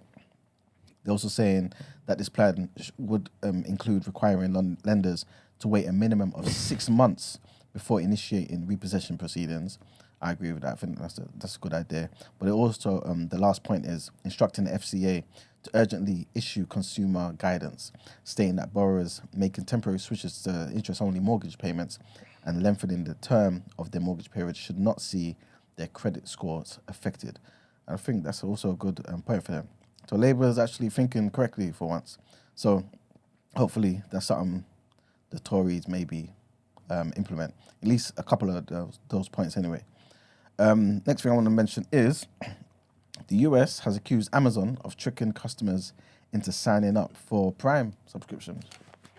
And they're saying they're making it difficult for people to cancel it. You know what I'm saying? Which is like true, you know, because some people I've heard, try to cancel it, speak to someone, say, yo, it's cancelled, you're going to get a refund or whatever it may be, and it just never happens. You know what I'm saying? And obviously they get a lot of people with the whole get 3 months of Prime for free, or get 3 months for 99p, and then it goes up to the normal price. But people forget. And so typically what happens is on the third month now, you're going to pay the full, I think it's £8.99 now. And obviously you're kind of locked. You're not locked in because you can cancel at any time, but at least the difficulty of being able to cancel and get your money back is there. But at the same time, when I hear this, I feel like it's also the person's responsibility to remember that after 3 months, that you don't want it no more. You know what I'm saying? So it's kind of hard. But basically, the FTC, which is the Federal Trade Commission, which is basically America's consumer rights watchdog, they've made the claim in a lawsuit, and they basically said that cited allegedly manipulative website designs that Amazon are pretty much implementing to get people into this situation. Obviously, Amazon's rejected the charges and have called them false on the facts and the law. But for those unaware, more than 200 million people subscribe to Prime globally. 200 million people. And the service, obviously, as you guys are aware, offers shipping perks where you can get free next day delivery and things of that nature, access to streaming movies and more. You can pay $139 a year or $14.99 a month in America, or £95 a year in the UK, or $8.99 in the UK. I sound like I'm pushing Amazon Prime. I think in most parts it's worth it, man. Yeah, I think so Next too. day delivery. Say that again? Just for the next day delivery. Yeah. Same. I agree as well. That's man. if you're using it. That's what I'm saying. Like, Brett, someone like you use it Yeah. regularly, so for you it makes sense. But also the movies as well. The movies and the series. Yeah. I know people don't like the UI Oh, okay. interface of Amazon Prime, but It's improved though. yeah, I don't know about that. It's not to the level. No, it has improved, man. Every single time I'm watching like a TV series and I go back after a while, it's Yeah. not in the same place in which it's left it. Oh, serious? Yeah. Oh, that's I don't know when you say improve. Maybe you're talking about the design. I don't know, but functionality, it's a bit glitchy. Okay. But I love the fact that you have so much options to watch stuff other than on Netflix, man. Yeah, and they've also got the music streaming thing as well. I don't know about that. Yeah, I don't. I've never tried it before, but yeah. they've But got with that. my Amazon Prime, I get 1 credit on audiobooks, Kindle. Audible. Oh, Every Audible month as well. 1 credit every month, so I get free audiobook every month. I didn't know that. You know. I'm telling you, it's wavy. I didn't know that. Change your mind about getting it? I got Prime. Oh, I think I'm signed. Yeah, I'm sure I'm signed up. Okay. Sign up to everything. I don't know. I don't even know. So yeah, man, people are saying that Amazon are manipulating people into it. I think maybe because loads of people have it but don't use all the features in it. So Again, it's good when you're using it. When you're in your prime bag and you're doing like how Brent moves, then it's all right. But when you stop using it, you think, Yeah, they're wasting it. but is that Amazon's fault though, or our fault? You know what I'm saying? it ain't no one's fault. It's just a trick because it's like for it to benefit you, you got to be spending money all day. Doesn't make no sense. Yeah, but then cancel the direct debit. You know what I mean? So I feel like it's harsh on. Why on did I Amazon. sign up to Prime? Because I don't need it. I don't care about next day delivery, and I know I have people that can. I know people with Prime that can get me next day delivery, and I got all the shows for free. Why did I sign up to Prime? There would have been a reason. Something happened that I need, and it was just like, let me just sign up, let me just do it. But I'm trying to think. Probably I was in my bag when I was in my Amazon bag when I was using it. You get me? Like shopping all the time. It's like, yeah, you know what? It makes sense. Let me just do it. And then now I'm not in that bag anymore. It's just the months are just reading off. You get me? Yep. I mean, maybe this is what they're talking about, man. How, you know, but still. Anyway, last thing I want to talk about is the same thing I've been talking about for a couple of weeks now, which is the Black in Business scheme set up by Channel 4 and Lloyds Bank. And basically, it gives an opportunity to 5 black businesses to get £100,000 worth of TV advertisement and a TV advert as well. Yeah, so basically, if you're interested or know a black business that could really benefit from this, take their thing to the next level, right? £100,000. Get them to jump onto this, man, and apply. Applications close on Wednesday, the 28th of June at 4 p.m. And that's it for the People's Journal. All right, let's get into the rotation.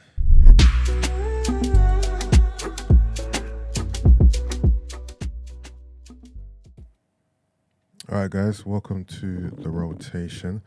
The first bit of music news I got for you is Stormzy has announced that he's got a new single coming out tonight, 8:45 p.m, featuring Fredo. The song's called Toxic Trait. They put out like a little snippet of the video. It's Alison Hammond, the one who was crying over. Oh yeah. What's his face? Philip Schofield.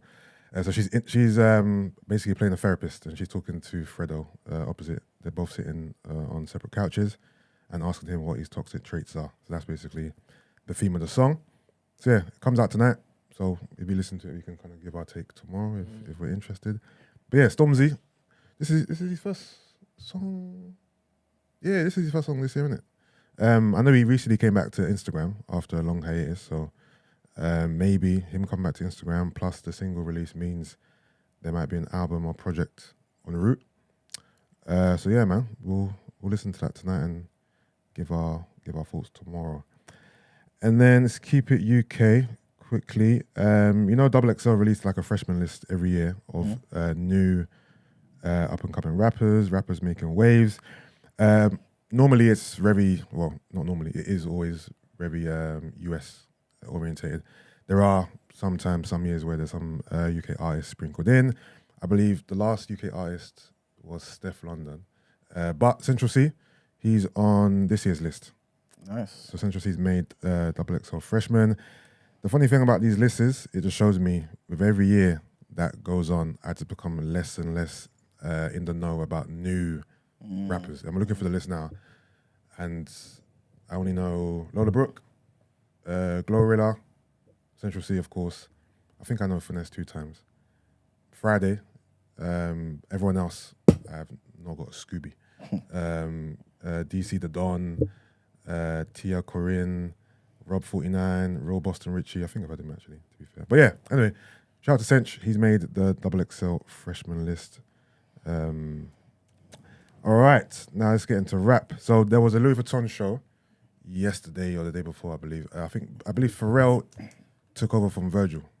So he's now, yeah. Officially, okay. Officially, yeah. So he's now a designer at Louis Vuitton, and he had a show in Paris. It was a nice show. You had Jay-Z. Him and Jay-Z actually performed together during the show.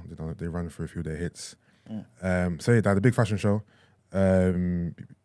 Beyonce was in attendance, Rihanna, A$AP Rocky was in attendance, whatever. And then a song debuted from Pusha T. And I think it's actually a clip song, actually, to be fair. I've heard a snippet of it. And he's dissing Jim Jones. I know you're a big Pusha T fan, Brent. Yeah. Have you heard the diss? Yeah, the diss. No. So the origin is a few months ago, Jim Jones was on the Breakfast Club or somewhere else, and he was basically saying how, he was referencing, I think Billboard put out a top 50 rappers list, right? And he was saying how he doesn't believe Pusha T is a top 50 rapper. And it was kind of unprovoked, to be fair. He just kind of singled out Pusha T, said he didn't believe he's a top 50 rapper. Obviously, Jim Jones wasn't on the list, so maybe that was kind of the reasoning behind him feeling salty that Pusha was there over him or whatever. So, Can't hear you in the mic. Let's come off again. Yeah. Try again. Yo, can you hear me? Yeah. Let me just keep my hands off the mic. So Pusha went at, Jim went at Pusha. Pusha has been quiet, but we know what Pusha's like, you know, very conniving, very, you know what I mean? So I think we all thought something was coming, but we didn't know it was coming when it came in it. So I believe it's a Pharrell beat. It sounds similar to something that might have been on Daytona. But yeah, he's going at Jim. It's very vague, but you can tell it's a lot of subliminals, Jim released a reaction was just him laughing in his car, basically laughing at it. So we're going to see how it all unfolds. Anyone heard the snippet? No. I'm going to listen to it now. I feel like playing it, but obviously it hasn't been released officially, so I'm not sure if it's... No? Is it? Okay. Yeah, it's going to get flagged. All right, cool. We won't play it. But yeah, we'll keep an eye on that and see how that develops. Will Jim respond? Will Pusha release a full length or Clips release a full length song? Will members of Dipset get involved? Jewels. I see J.R. Writer today coming out saying, "Yo, if Push or the Clips go at Jewels, Cam or Jim, I'm coming outside." So you know what I'm trying to say. We'll see how that unfolds. All right, cool. News for Andre 3000 fans. According to Killer Mike, he's got an album coming. Oh, nice. Yeah, so if you're a fan of Outkast or if you're a fan of Andre 3000, those who like to pretend all of a sudden that he's the best rapper alive, your Govt is releasing an album soon, according to Killer Mike. So yeah, I guess that's big news for anyone who's an Andre 3000 fan. Where do you rank Andre 3000?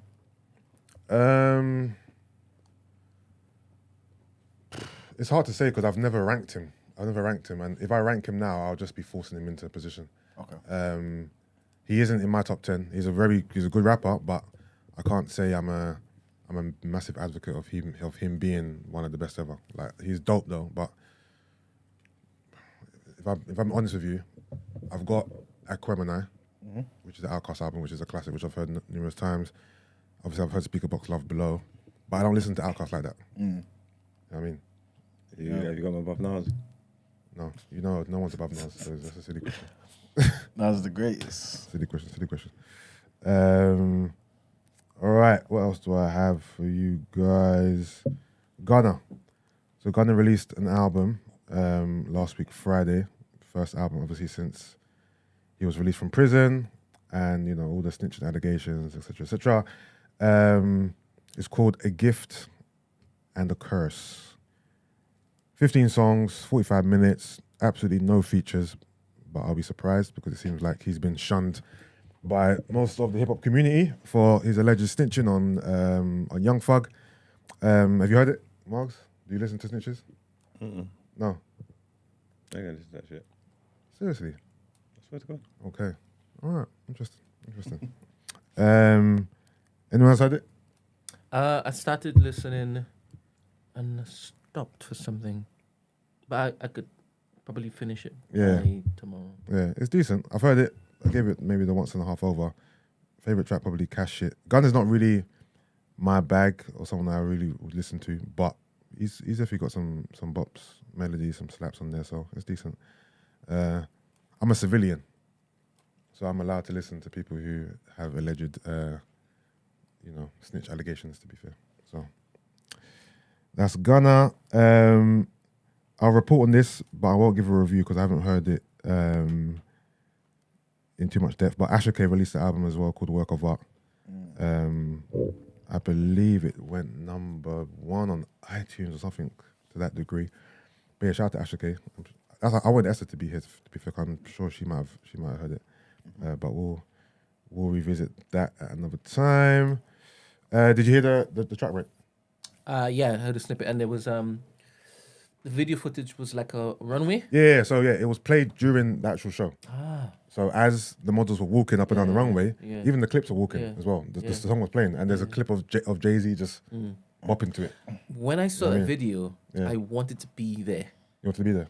Yeah, because it looks like it's in the it's outside. Yeah. And it looked like it would have been a vibe being there. Yeah. And if that was blasting out in the atmosphere, that would have been wavy. Yeah, that would be wavy still. Yeah. I'm looking forward to trips like that on a whim. Oh yeah. No. Yeah. Going there with the missus and Fashion Week looks dope. Yeah. High fashion, music, Or the mister. culture. It looks proper sick. Looks proper sick. What did you say? You were the one? Or the mister. Or the mister. Yeah. Okay. I don't know who I'll be interested in by the time it is I'm able to go to these things. You never know. Aggressive man like myself. You know what? You're right. You never know. You never know. What else have I got for you? Oh, yo, Mr. Pen Game. Can you announce that it's coming back? Oh, yeah, great.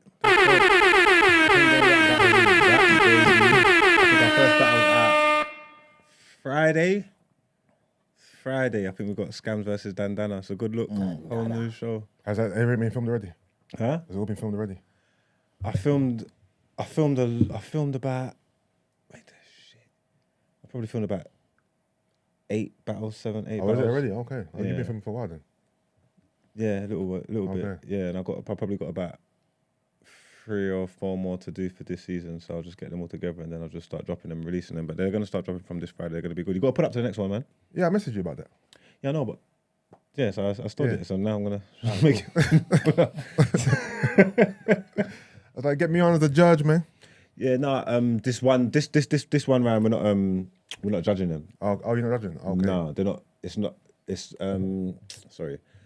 Basically, the old one was a tournament format, style, innit? And I was just paying the winner. Yeah. But now I'm just getting them used to having like one-off bouts and putting on cards and all that. And people that have come back a few different times, people are used to the contestants and that, and just getting people to do battles that they want to see and all of that stuff. Okay. So it's not judged this time round, but that tournament format's still there though. So yeah, all right. We'll get you a judge. You can come up, guest host it one day. I'm there, man. Would you host it? Yeah. Yeah, of course.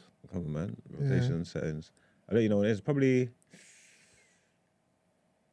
about 3 weeks, maybe time. I might shoot another one. So you lot come down, man. We're gonna pull up, man. Yeah, man. Pen Game. It's out here. It's dope. It's for the casual rap fan. You get me? You don't have to be a fan of battle rap to take it in. You get me? You can just watch it. It's over beats and that, music and that. It's good. It's entertaining, man. Definitely take it in. Make sure you go and follow it on the socials and all that good stuff. Thanks for the plug, man. Is there security and refreshments? Sorry, what? You get security and Where's the refreshments. security and refreshments? How are those two things even aligned? There's refreshments. And I'm security, man. I got you. I see. I'll leave my blade at home then. Do you come down? Yeah, of course. You should watch it. You know the wickedest thing? They're proper fun, like it's a proper good. It's a proper good day. Like anyway, that's there when we film them, they love it. It's lit. You get me? Yeah. So, but I'll be building that up. You get me? The plan is to be taking that and be doing it live and all that shit. Anyway, you get me? Smoking there? Can we smoke in there? You said you'd be building it up. Isn't that what that No, means? building the show, the platform. I said, build it up. Yeah, I'll be in there building up. So yeah, Friday people, take that in. Yeah. This is good. Oh, was that the end of the rotation? Yeah, that's it, man. Okay, then that's the end of the rotation. We're gonna get into more headlines. Yep.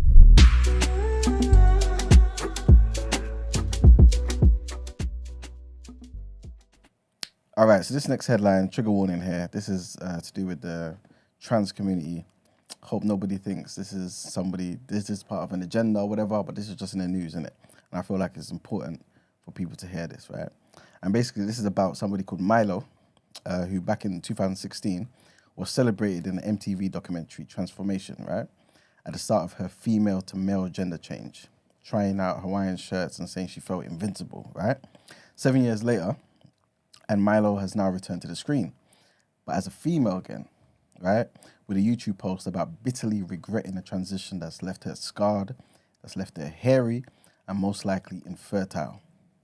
So Milo says in the clip, which went online yesterday, that it turned out to be a big mistake.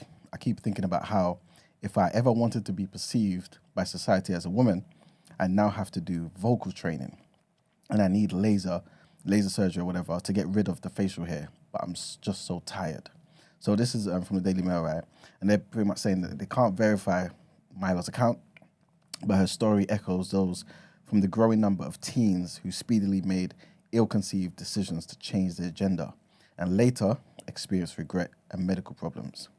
When Milo appeared in the MTV documentary, she became a poster child for a transgender movement that was, back then, new to most Americans and not the hot button political issue that it is right now.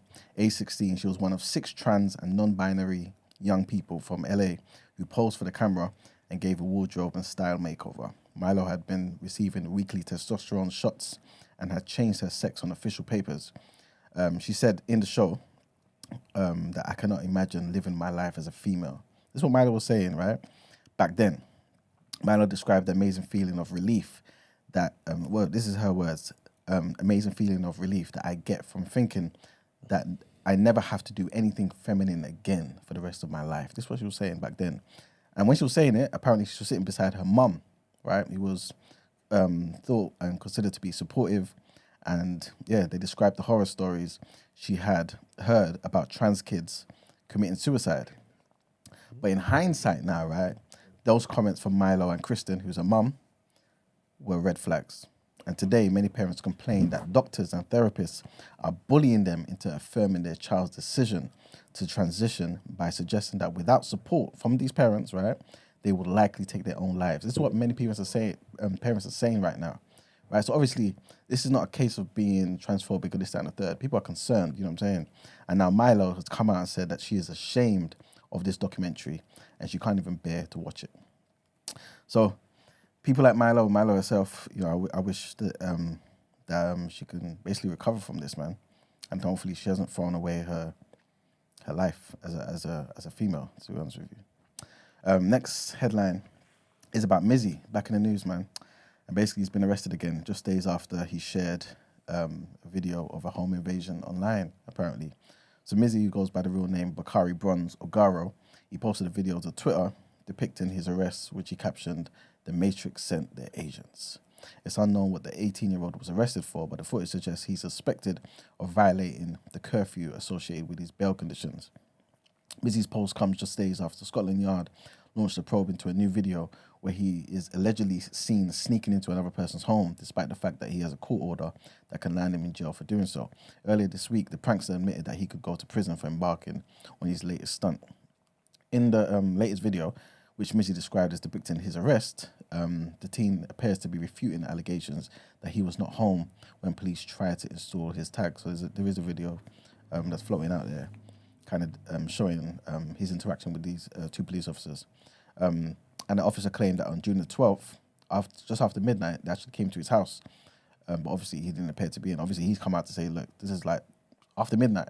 I'm sleeping, you know what I'm saying? But yeah.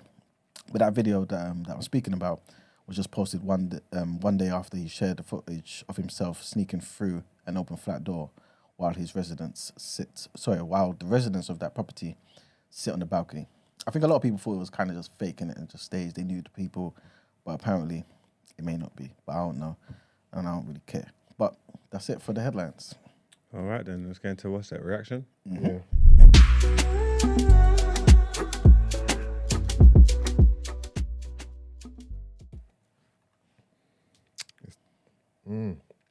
It's done, man.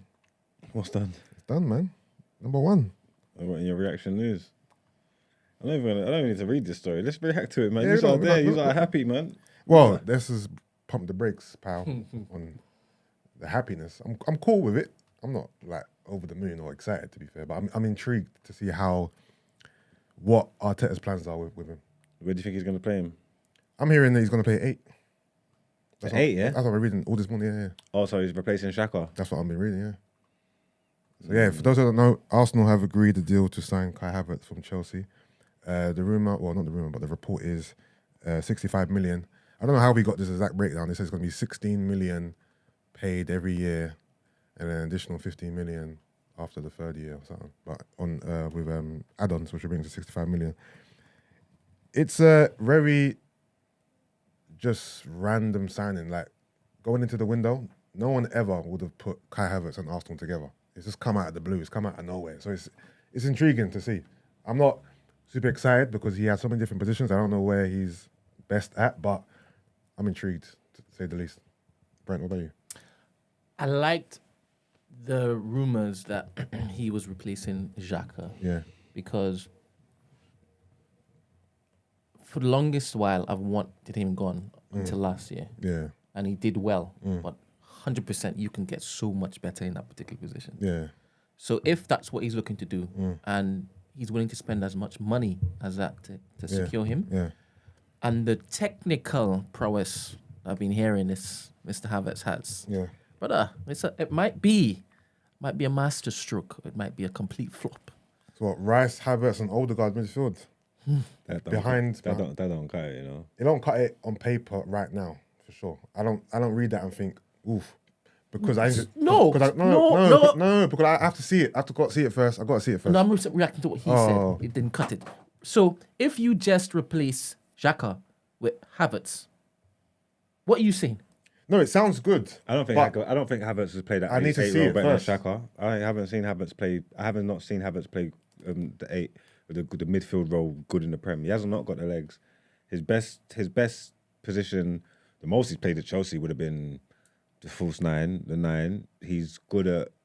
Remember, like he's like 6'2". You get what I'm trying to say? Like he's decent in the air, believe it or not. He's good at linking up play, passing players in and around him, off him. So that Martinelli, Saka kind of link up and them playing off him could be good.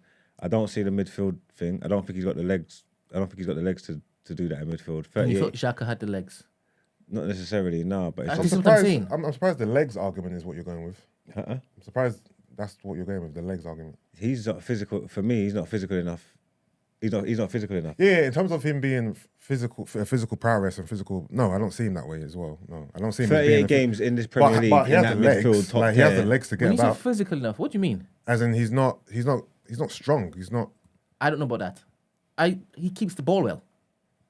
Yeah, he's not athletic. I mean, strong he's in not athletic. Strong in a challenge. Strong in. You think Xhaka's athletic? Yeah, Xhaka's not athletic. No, it's not that. But I'm just telling you, this guy. I just said to focus on the replacement of Xhaka. Yeah, so if replacing him Xhaka, I've never seen him play good in the midfield. So why would it doesn't matter that he's Xhaka? I've watched Xhaka play good in the midfield loads of times, loads of times. You haven't seen him playing in the position of Xhaka. He hasn't played. This is we didn't see who's the right back for Liverpool? Trent. We didn't see him playing in the midfield for England. Yeah, but Trent couldn't do that in the Prem. What, again, playing against them farmers? Trent couldn't do that in 38. You think Trent could play in that midfield 38 games in the Prem? What you were saying. I do believe that he could play in midfield for Liverpool. What? In the top, what, against who? What, against the City team and then against the top 6 teams? I do believe he can play midfield for Liverpool. You see that Macedonia stuff? Nah, he hasn't got enough. He hasn't got enough for it takes to be a top midfielder. And obviously he knows the position right. But if you watch him and you see it, they're taking liberties against them teams. In a top team in top competition. Liverpool versus Man City, going for the league, you putting Trent in that midfield, we'll get run over. He's not going to do that. I'm not saying he couldn't do it, but he's not going to go and do it this season. You need to work into that. He started out as a centre mid and all that, don't get me wrong, but he probably knows the right back position better than... You're not going to put Trent in top competition, high level game and put him in that midfield against anyone. You wouldn't do that. You do it in England against the minnows and all that. If we was playing France tomorrow, we're not putting Trent there, bro. You get what I'm trying to say? So what are you talking about? No chance. So Southgate doesn't have a plan to transition him to that particular spot? Why did he do it? He has enough players to basically... Who played when Trent played there? Who played there?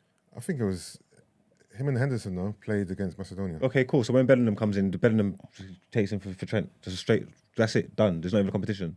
No, I'm wondering why he basically did it. Is it just because he was Macedonia? He doesn't have plans to basically look to... No, he might have plans, and this might be the start of the plans. And obviously, if he does decide to play him there, he'll have to develop him into that player. He could be in a situation where he's playing right back for Liverpool and getting games in centre midfield for England. Yeah, definitely. Them qualifying games and them... I don't Nah, remember. they ain't played him there. Nah, They haven't played him there? Are you sure? Nah, towards the end of the season, they started doing the That's what Zinchenko thing and, Okay, and, but- and making him tuck in But they there haven't been from. playing him in that particular No, I midfield. don't think he started from midfield. No, All right. they've been actively making him tuck in. So you've been seeing him in the middle of the pitch and seeing what it will look like. But don't quote me, but I don't think he started in the midfield in the Prem. Sorry, let's get back to the Kai Havertz and the Okay, Xhaka cool. stuff. Havertz is good. I think it would probably be better as the false nine. But again, I said it to you before, I don't think we've seen the best of Havertz in this league. But the reason why I don't want him to be false nine because I don't want Jesus to come out the team for Havertz. So I actually want to see him try to play the Xhaka role just so we can fit them all into the team. I don't want it to be Havertz for Jesus. No. I think this was a big outlay. 65 million and I can't see you dropping 120 on Rice after dropping 65 on Havertz. But maybe, you never know. So are you saying that we're not going to get Rice? No, I was not getting Rice. We might not get much else after Rice, but I don't feel like getting Havertz meant we're not getting Rice. That's your hot take? That we're not going to get Rice? I don't think he's not going to get Rice. I thought he was, but now I don't. If we don't get Rice, we're getting Caicedo. Huh? If we don't get Rice, we're getting Caicedo. We that'd have be to good. replace... That'd be good. But also, if you don't get Rice, it's nothing to do with Kai Havertz. I don't see the correlation. No, it doesn't have anything. No correlation to Kai Havertz if you don't get Rice. None. I don't see the correlation. Especially seeing as you said we're going to be spending 200 million. On what? So where are you going to spend? No, you said that the other day. When you said that, We're going what to spend did you ever 20 on. You spend 65 on Havertz You and said that 120 the on other day. Rice. What did you mean? We're going to spend ever 20 on. We're We're going to do the change. Mr. Right. We're going to do the change. The other two players we're in for. We're in for the Ajax right back and Yuri and Timber. and I'm hearing Onana is another option that they're looking at. Goalkeeper? No, No, from man. Everton. The Everton midfielder. Is it He'll be Onana? good. Onana, Yeah, it's Onana. The He's good. tall He's tall dope. one. He's dope. okay. He's good. He's good. Yeah. He's good. As opposed to Lavia. Yeah, I think I Okay. prefer him to Labia. Serious? Yeah, because he's a bit older. He's tall. He's powerful. He's strong. Yeah. Like we need someone like that, man. The whole thing is, yeah, Oh, you no, don't. no. And he's black. What's the name? You don't. Oh, no. Sorry, Lavia. You don't bid. Yeah, so you don't do bidding wars. Yeah, which is Apparently, that's his mantra. Yeah. So once someone else comes in for a club, for a player, it's out the window. That's Yeah. inaccurate. That's what you said, isn't it? That's what you said. Yeah. Obviously, That's inaccurate. That's what you have said. You have said that, You not just me. said just now that we don't bid for players that have other people bidding for them. That's Yeah, inaccurate. You said you don't do bidding wars. I don't know if it's so. Tell me what. Who it is. said that? Edu and that. That's the When word. did Edu say that? No, he didn't say it. That's the word on the street. What are you saying about? When I'm asking you when he said that. He's let it be known that that's look. What they called journalists. People No, in certain no. circles What that come they out. called? Those He's let people that report journalists, stuff that report news. That don't make stuff up. They've come out and he's let it be known what their stance is. That they don't bid. They No, don't they do don't bidding bid Other wars. teams are involved. They don't do bidding 100% wars. Bollocks. Okay. 100% bollocks. Every They don't bidding go- war, they don't- every bidding war in recent They history, don't have go dropped out. over what they're willing to spend. I think what it means is if Man City come in and say, okay, cool, we'll give you 120 for Rice. Arsenal are not going to go, okay, cool, 130. We're not going to go over That- what ways we would spend. 100%. Exactly. Yeah. So you don't do bidding wars. You get me? And these people are prepared to spend the money, and you are not prepared to Who's spend they? the money. Chelsea are prepared to spend So it. Rice is going to now go to Chelsea. That's your hot take. He might not go Chelsea. City City, might give me a not hot go take, to- he's not please. against Chelsea. City just got rid of.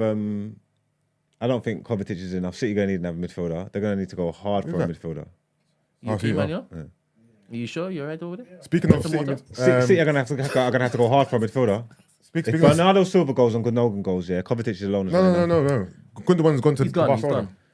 Okay, cool. So if Bernardo Silva goes, they're going to need to go hard for another midfielder. There's not a lot in world football. Yeah, but Rice isn't a replacement for Bernardo Silva.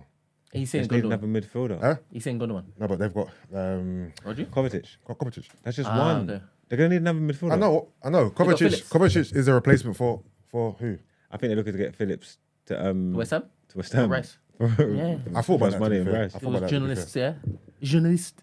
That's what I'm just saying. That's what I'm just hearing. fair. I'm not gonna lie. 70 million in Phillips for Rice. If Arsenal don't get Rice, please put them in done out here. Nah.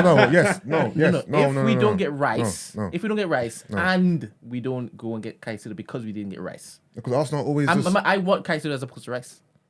I know, but Arsenal can't keep doing this though. They can't keep No, showing they their can't. hand. I could just say, If, yeah, if not City getting the say player. 120, why is Arsenal going to go and say I 130? don't care. a Because few days ago, yeah, the way these stories were breaking, yeah, last week, I thought it's a shoo-in. that you lot get Rice. And like, I think I've even probably said it, like just the way the stories were developing, it looks, Now the way things are moving, Rice still looks like he wants to go to you lot, don't get me wrong. Yeah. But Arsenal just look like they're Arsenaling, bro. No, Like, West Arsenal Ham just keep look like moving the goalposts. Arsenal just look like they're doing Arsenal stuff. And now I'm starting to think they might not do this. It's possible. Because you are sick in your head. Yes, please say It's so. definitely possible that we might not do it. This seems like if you're paralleling it to Mudryk, this seems more likely that will happen, right? Even though Mudryk was saying publicly, I want to go to Arsenal, and we thought it was certified. For some reason, the Rice thing seems more concrete that he's coming, but it's Arsenal, and I wouldn't be surprised. Nothing will surprise me. Nothing will surprise The me. good thing that I'm saying from this is that from Rice's camp, it all sounds like Rice, the indications that they're putting out is that he's happy to go Arsenal. Like, that's where he wants to go, isn't it? It's not even like you get me, come and get my services. Like, it sounds like he's saying, nah, Arsenal flow. So that's good. And we get negotiations. You got to go in low, whatever, right? But I don't see, for example, just to say, West Ham say we want 100 million. I don't imagine them Arsenal saying, okay, cool, here's 100 million. They say, you know what? No, give me 110. You think they'll do that? No, I don't think they'll do it. Oh, no, they're not going to do that. That's what I'm saying. So just give them the money they want then. Yeah. Because I don't see them saying, you know what? I know I said 100, but give me 120.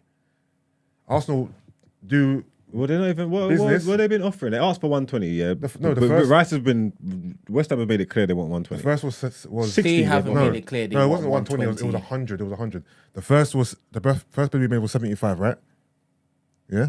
It weren't. It was 60, bro. 15 plus add-ons. They just offered 60 M's, bro. These are being What rude. the first bid? I do not think it was. No, It was 60 with 15 M's add-ons. I don't think it was Is that what it was? 60 million. It was 60 with 15 M add-ons, like No, no, no, 75, no. innit? 82. No, 82. It was 82. It was something plus add-ons. It could have been 70 plus add-ons. Don't say it was 60 plus The add-ons. first bid at The first bid, the the the gate was 75, innit? Yeah, 15 add-ons. Yeah, the first bid was 75, but I'm not sure 60, that breakdown 60 up front, 15 in add-ons. Okay, cool. To be Fair honest, enough. I shouldn't look to push back on this because you might be right. I I'm could going be to find wrong. out. I'm going to ask bad. I could be wrong, but I feel like that's the information I got. You're right. No, that could be The right. way you're shouting, you're right. And then the second was 90, right, with a different structure. I thought the second one was 82, but all right. 82 just sounds so random of a number. Why 80? Where's the 2 coming from? But my thing is, I know you're saying West Ham haven't made it clear, but all the reports are clear. They want upwards in the they want in the region of 120 million. I'm not saying that they're going to get that, but you know that that's what they want. And you ain't even touching a one-er. So it's like you're annoying them. Give them one and throw in a player, man. Who you ain't got? Who you got? You mean who we got, bro? Who you going to give them? You can give them Lokonga. We could give them. They're looking at Harry Maguire and McTominay, but then I think Maguire is a West Ham player as well. I think they've come out and said they're not interested in Maguire, but they're interested in McTominay. What? They won't take McTominay and. Oh, give him Brent. Give him 60 and Eddie and Nketiah. Yeah, but do they need a striker? They got Or Scamacca, 70. they got Antonio. Scamacca wants to leave. Apparently, he wants to go back to Italy. You're gonna need to get them a midfielder or a centre back. That's their needs. They can take El Neni and Lokonga, man. 2 for 1. And Oneni, Lokonga, and how much? 100 Says the million. initial bid And was 60. 80 million plus 10 add-ons. Okay. That's the second one, right? It said the first one. The first. So the first one was 90 then. How? The second one you haven't gone over 100. The second one was, Yeah, was higher. I don't believe that's true. You haven't gone I over think that's 100. the second one. 'Cause I do That believe sounds like the 75. second Brent. 75 was In the the first one. Telegraph, they say that the initial bid was from Arsenal was in the region of 80 million plus 10. I don't know if these are the journalists that you were saying Must have were giving journalists. information to the public, but I don't know. Okay, fair enough. But I just feel like you will do Arsenal stuff, and I feel like it's like I said, I thought it was a shoe-in before, and now I feel like it's more like 50-50. You get me? Which is, I'm happy you spent the 65 million on Havertz, and I think Havertz is a baller. So for me, it's like twofold. Either Arteta improves him, and he starts playing cold, and I get to see some good football because I do think he's dope. Yeah. So I'm a football fan. That won't annoy me too much. Or he does more of the same what he's been doing in the league, and just give you a couple little flashes of brilliance, but overall just don't work, and it was a waste of money. And I can have enjoy more that. confidence in what Arteta's doing. I think Kai Havertz's gonna actually show up. He's gonna get him cooking. I The think same he way will. we thought that Mudryk was just gonna be a shoe-in wherever he went. Look at what happened in a team in which it is he didn't click. Confidence down Believe there in, with the in submarine, our bruv. in our unit, he's going to cook. Okay. He's going to be the Havertz before he went to Chelsea. Wasn't he Chelsea's top scorer? What, last year? Yeah. Yeah, he would have been. Yeah. Yeah, but that number's low though. It was best of a No, bad, but best that's of cool, best but they of a weren't even bad cooking bunch. anyway. Yeah. But our team cooks. We've been feeding Jesus all the time. Now that we have Jesus and we have this guy who can. He's similar to Jesus. it. He's gonna have to up his. He's gonna have to up his output. He's similar to Jesus in that it will look good. It will link up. Exciting! What did you just tell me? I didn't even know that. He's a baller. Yeah, he's Jesus is a baller. Now he's a baller. No, but they don't score enough. No, forgive me. Xhaka, I'm not thinking, Xhaka to score, blah, blah, blah. But if it is that he was Chelsea's top scorer last year and you're saying he doesn't score enough, and he's a top scorer and he's now under Arteta's tutelage, brother, I'm excited. Little. No, it can work. It can work. It can go either way. It's like but it's like a toss of a coin. The hater in me is proper looking forward to seeing how this plays out. I think we've got some nice attacking options, man. Technically gifted. Can Like hold when the you ball deep it, our front three, Just give it Jesus, advantage, Saka, Martinelli. Don't forget Trossard's there still. Trusty. Yeah, no, it's good. Havertz I don't think is he there improves now. your 11 like that, but he improves I your think he does. he improves your squad, and that's what it's about. I think he does. That's what it's about. I think it's like a I think it's similar to the Mason Mount signing. No, it's not. Honestly, I think it's very similar. I'm not sure where he's going to play. I think he's a very good player. I think he's a baller. I think he's technically astute, and I think he improves the squad, but doesn't necessarily improve the 11. And it can go either way. He could either come, hit the ground running, and be a roaring success, or it could be a flop. I think I'm looking at these signings as the same kind of thing. Almost identical. Oh, I'm not even lying. Taking them factors. Yeah, I believe that you don't. Who think you like- think Mount and Havertz is kind of the same thing? And again, if you look at the setups, if you look at the correlations between them, I think they're both very good technically. Yeah. Both probably better than they've showed in the last 12 months. Yeah. Both versatile. Not sure where exactly they're going to fit in the new teams, and both could either be a dope success or could flop. They're literally mirror images of each other. I'm looking at these transfers the same way with like what you're saying, intrigue. It's interesting. It's good to see how it's going to play out. Could be good, could be bad. I'm more interested in seeing Havertz than Mount Yeah, because he's good to Arsenal. I'm more interested in seeing Havertz than Mount as well because I think he's going to flop. Maybe Mount or Havertz if he's going to flop. I think there's more chance of Havertz flopping than Mount. No, I don't see Havertz flopping. No. Mount was a workhorse. Mount's like a upgrade on Fred. Could just slip it in. But I'm just saying. No, I'm excited about this Havertz thing. I'm intrigued to see how it all unfolds, man. What else? What other transfers we got? Gundogan gone to Barca. I'm not surprised he chose them for Arsenal, to be honest with you. Honestly, I didn't know Trossard was such a baller until it is that we saw him in our 11. Yeah, because you don't really watch Brighton. So That Exactly. may be the case. Yeah. Because we knew that Trossard's decent. If you watch him play for But he's even like Belgium Cazorla. and that. What? To me, in my honest I opinion, know what you mean. he reminds me of Cazorla. His feet, quick feet, the way he moves. And both feet. Yeah, I get that. Yeah. It's okay, Mags. That's all right. I get that. Santi Cazorla. Okay. Okay. Any other football transfers? Because I want to quickly head to the NBA. We had some good trade developments in the last couple of days. No, obviously Saudi is cleaning up all Chelsea's problems. We have to look into that. Yeah, I'm keeping close eye on all Chelsea's That could be something untoward. dealings. Ziyech has gone to the same team. I don't like the look of that. That man that spent all that money in January, and like fair play to them. They found their little loopholes with the contracts and all that. All right, cool. But then they still got answer to FFP. You get what I'm trying to say? So now they got to sell players and go through this fire sale. Boom, boom, boom. The fact that it looks like they got help doing it is not sitting right with me. Like, Is it? I don't really care, you know. nah, because they should be able to like. It's not. Nah, man. It looks like if it's just happening, it's just coincidence. Then fair play to them. But it looks like they got a plug, bro. That's fine. It's business. It's not. Why? It's not. It's not. Why? It's business. How? It's business. If I can strike a deal with a team to say, yo, come and get these players off my hands, fam, thank you. Handshake. No, that's not Business. just striking a deal. That's just not the thing. I'm saying it looks like they've got a plug. It looks like there's backdoor, like brethren helping, man. It's Yeah, not that's just- fine. they I think that's fine.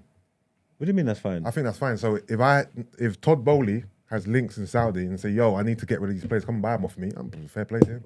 Bro, we was linked with Ziyech for like 8 million. Yeah. He was going to go on a free door. He was in the offices in PSG. It was like 7 million or something like that. Yeah. And now he's gone for 25 to the Saudis, bro. 25. What's he done in the last in the last 6 months to add another 25 million to his price tag, bro? Like, what are you talking about? That's not right. That's like if we sold the Qataris bought us, and then next week we're selling Alanga to some Qatar team for 60 million and all that. Like, yeah, cool, that's good for us because we got 60 million, but that's not right. What are you talking about? Because I like all that stuff. I like all the corruption, money, the business. I like it, innit? It's exciting to me, innit? I don't mind. Like I'm saying, if they got out of it of their own back, I wouldn't mind. If it was like you're saying, the agent's just gone, fighting the Saudi team, twang them, and they're patting up, more power to them. Yeah. It doesn't look like that to me. It looks like there's some brethren that they're being bossed. It looks like they got a plug and they're being bossed. And that's crazy taking all them players. Like, they made like 150 M's yesterday. Like, allow me, man. Like, let them do it off their own back. Like, if that's the case, like, spread the love. Share the plug then. But like, come, like, they're not sharing the plug. Hopefully also get the love too with oh yeah, you don't got to party. That's why you don't care, because they're taking party. No, it's not about party. No, man, if they come take Maguire and that and all that as well, then it's like, all right, cool, fine. Share the plug then. Nah, this is bullshit what they're doing over there, man. Brett, what are you saying about this? It's bullshit. Because I'm fine with it. With them taking party? No, the Saudi teams going in and raiding Chelsea and taking their players. No, it's a bit different, I guess, because with the Chelsea approach, they own part of Chelsea. Newcastle's owners own part of the Chelsea owners. The Newcastle owners own a part of Chelsea's. Yeah, they haven't checked. Majority You see what it is, stakeholders. Ted Bowley is front facing, innit? Yeah. But they haven't checked who the stakeholders are, innit? Oh, okay. And people are saying there might be certain of the stakeholders have got shares and or interest in them other clubs and them other things as well, innit? So that's where you get what I'm trying to say. That's not. Obviously, like, fair is fair, whatever. But in the name of fairness, that's wrong. And then even like, look, the Saudis, own most of them teams. Look at everybody chatting shit about Neves. They're saying that they were saying, why did Neves go over there? Now they're saying they're going to loan him back to Newcastle. I saw that, yeah. Like, what? You're taking the piss. Like, you're taking the piss, bro. Like, nah, man. They're taking the piss. I hear it, but they're taking the piss, I find bro. all this stuff exciting. Because of the entertainment aspect of it? Yeah. Yeah, I mean, don't get me wrong, but again, Chelsea went and spent all of that money, yeah? Spreading out the contracts was genius, yeah? And fair play to them. So if FFP are going to not let them do that anymore and change the rules, whatever, but they got away with it, that is all fine. So I've got no qualms with them spending the 600 million and the whatnot.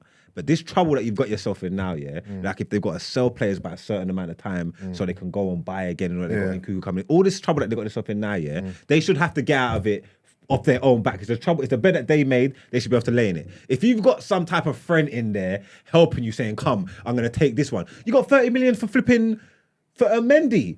Like, fair enough, he's won the Champions League and he won Thing of the Year, but he's been trashed. Like 30 million again. The Ziyech one's perfect. In January he was 7 M's, bro. They got 25 for him now. This is wrong. What they're doing. Like, it's not like allow me. Stop it. And again, if you're not going to share the plug, then allow it. Yeah, but I think that's why. I think that's why you feel that way, innit? Because he's not getting the love. Yeah, allow it. Because if I'm a business owner and I'm looking for loopholes and stuff and I get bust, I'm going to be happy about that. So I can't begrudge people for doing it. Yeah, I would happily do it myself. I think it's the brazenness. Okay, listen to this now. English. Listen to this now, yeah? They're coming out yesterday talking about El Shatari or whatever the team is, looking at Callum Hudson-Odoi. Shut up! You think their recruitment over in Saudi, the recruitment team in that room, sitting down looking for players, singled out, we need Callum Hudson-Odoi. He's the one that's going to change our team. Of course not. So what is this then? It's called, what? I don't know. It's a bump! No one don't want no Callum. He's meaty. You're going to go and get big racks for him. It's a bump, bro. It's a bump, no, bro. but he'll ball out in Saudi, though. I don't think you're getting what I'm trying to say, bro. That is mad. They're linked with Callum Hudson-Odoi. No, it's not linked. It's like the agents. He's being fed there. Exactly. Yeah. No, I'm not saying... I don't know how you don't care. I don't know how you don't care. This is crazy. You're a madman. What? No, but if he chooses to go over there, he goes over there, innit? Yeah, but, I know, but he's not. That's being orchestrated. I know, and I'm fine with it. This is mad. Nah, okay, fine then, man. I hear you. If you're happy with it. I'm like, even like, you know, the whole Super League thing. Oh, it's exciting, man. Super League will come back. Let's go. It will have a different name. Super League will come back. Yeah. They're not getting out. They're not getting away with that. They're not getting out of that. You know what I'm trying to say? You know what it is? I like, when it comes to football, I love the wheeling and dealing stuff. I love transfers. I love I'm not against it. Maybe if it affected Arsenal in a direct way, I might be like, nah, but. If the Madrid deal, which I guess we can now say it was, funded by this same nefarious organization or structure that you are seeing that you love, would you have changed your mind about it if you knew about it then? If you found out that the only reason they were able to bid more than we bid for Madrid was because Newcastle's owner funded them, basically. It is what it is. Oh, you wouldn't have Yeah, minded? it is what it is. It is Okay. what it is. It is what it is. Listen, sometimes if you can't beat them, join them, innit? Arsenal, get with it, man. If that's the case, then get with it. No, I don't want our team to do that. No. No, because we have a trophy, the moral trophy. I don't. I'm tired of Arsenal being the. Oh, serious? You just want to just. You know. At the end of the NBA season, they give out the big boy trophies. Then they give out. I thought you won a competition. Then they give out the community award or the best teammate award or the semi. I don't care about I those. was joking about the moral trophy, but I thought you won a competition. Of course, I won competition. What are you talking about? Because this is literally topping the favor. Yeah, but you're forgetting this has been like this. But this has been happening for years. Like not in this manner. Chelsea have bought their success. So has Man City. This has been happening for time. No. The whole Chelsea stuff is a bit different. I remember, you're forgetting. It's not like a team in London or UK or Premier buying all these players. They're going to Saudi. No, but the example that he just said regarding Neves is that he went to Saudi, but just drop his just for a 1-day holiday. Yeah, and go back to Newcastle. Yeah. Listen, man, if you can find a loophole, exploit it. That means Newcastle got all the money in the world. They might as well go and buy Mbappe and all them man, and then just go and loan them out. And then, but you're fine with that. You're fine with them looking to say, "All right, Mbappe, come over here." Who to Newcastle? No, I don't want to go to Newcastle. And they're paying 400 million a year. That'll be exciting. Oh my goodness. No. There's certain things if you can't this afford. This is now monopoly. If you can't afford a play, you shouldn't be able to afford it. It's like what they was going to do with the Inter Miami thing and Messi when they're talking about getting him and then loaning back to Barcelona. No, you can't do that. Like, what are you talking about? Like, if you can't pattern up and afford me, no. So what do you guys want, man? Just a boring transfer window, just boring moves. Like, just straightforward. I don't think the other option of that is a boring transfer window because the transfer windows have been entertaining up till now. You're telling me you wouldn't, if you see a headline, Mbappe against Newcastle, you'll be like, oh shit, like Mbappe against Newcastle. I'm not saying I want him to go to Newcastle. I think the reaction would still be like, oh my goodness. Yeah. But then when you find out it was nefarious, you're like, come on, this can't run. Bro, if them Saudi man got links to Chelsea, bro, and then them man are going taking all their meaty players, their surplus to requirement, man, and giving them over the odds for it, bro. But the thing is, do you know why I'm a bit perplexed? Because if this was Man United, you wouldn't care. I would care, bro. If Man United... I just said to you... Soon come. I just said to you, if the Qataris done that and was talking about we're shot in Alanga for 60 million, tomorrow, like, yeah, you're going to take it. But no, I don't want to do this. Why are we doing this for? This is not... Wait. Hear me out. I hear what you're saying because your club is one of the biggest in the world, if not the biggest, right? Mm-hmm. Oh, Mark, don't pretend. Okay, cool. Name me your 4 most unwanted players. Van der Beek. Yeah. Whoever. Maguire. Okay, who else? Fred, and who else? De Gea, man. De Gea. All right, cool. So you're telling me if Saudis came in to buy all the 4 players for, say, I don't know, 40 to 50 million a pop, you would care? If Saudis came in off their own back, no. But if they came in through behind the door, you would care. Why? Because what are we doing here? You're getting rid of 4 players you don't want for peas, and you're going to begrudge that because what? Because it wasn't through official channels. They would just throw off the balance of the football. Like, it just doesn't make sense. It doesn't. To me, it doesn't make sense. Why would you need to do that? It doesn't. I wouldn't. There's no. If the Saudis offered 100 million for Partey, would you be like, no, take him for 40? Would you be like, give me the 100 million off their own we're back? arguing 2 different points, right?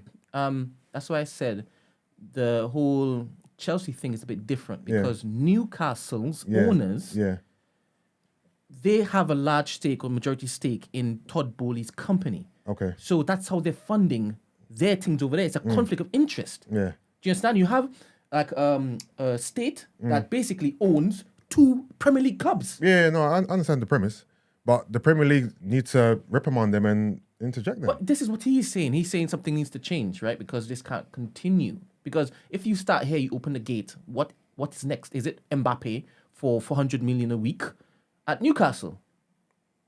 No, I hear you. I hear it, and that would be insane, but it will also be exciting. And what I was saying earlier is that United, biggest club in the world in your estimation, right? And y'all have gotten there through merit. Yeah. Right? So if now Qatari come true and they start wheeling and dealing in the mad way that City or Chelsea is moving, it will feel a way because your rival fans would get onto you about, is that how it is you guys are winning trophies these days? I don't own the club. I don't take the money home, innit? Like, so whatever they're gonna do innit? You'd accept it, innit? So like, yeah, if they was like, but I don't know, man's got integrity, bro. Like, man wouldn't want that. Like, I have integrity in my life, but this is not my life. So why do I care? You know what I'm trying to say? Because what Chelsea just done, in January, was unprecedented, bro. Yeah? It was unprecedented, They changed the whole balance of everything, like of world football, whatever, They've done this. If they want to do that, if that's their choice, they could do that if they want. You know what I'm trying to say, But then now, you can't, how can they be getting helped, from other like outside sources to help them out of this situation that's going to benefit them and could actually benefit another team in the league and all that as well? Like, it just doesn't... Bruv, it's business. If I was a business and I needed but help business from needs to be done straight. If it was done, if it should be in open... But I don't think what they're doing... Correct me if I'm wrong. They're finding loopholes. It's like the fact that they give everyone 8-year contracts. That's with the right? contracts, not with the, we don't know. We don't know, and that's why man are saying embargo it and find out. Yeah. We don't know whether this is a loophole thing or whether this is the clubs that are selling that are buying these players have stakes and shares in Chelsea and all these kind of stuff. We don't know that yet. Yeah. That's not. That wouldn't be a loophole. That would be bumping into bad business. So if it ain't loopholes and it's outright, wrong and shit, then cool. But I'm looking at it like a loophole. I'm looking at it like, because otherwise, why are the transfers getting through? For real, but that's why man's call, that's why people are calling to say like, yo, ain't we gonna go look under the hood here quickly? Like, we're just gonna allow this. The people are saying that we're being a bit naive because there's been sports washing from day dot. Even the sponsors that we have coming on board, like when it is you deep where they're getting the money from, it's from little kids doing this, that, and next. I'm not talking about the sports washing. I'm not talking about the Saudis and what they've done. This ain't about sports washing. About conflict of interest. I'm talking about a conflict of interest. I'm talking about Chelsea,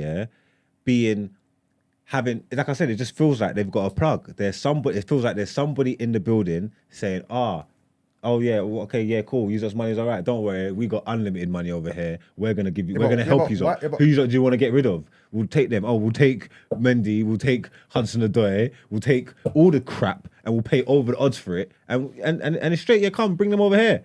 That's wrong, bro. Why? Because nobody else in the league can do that.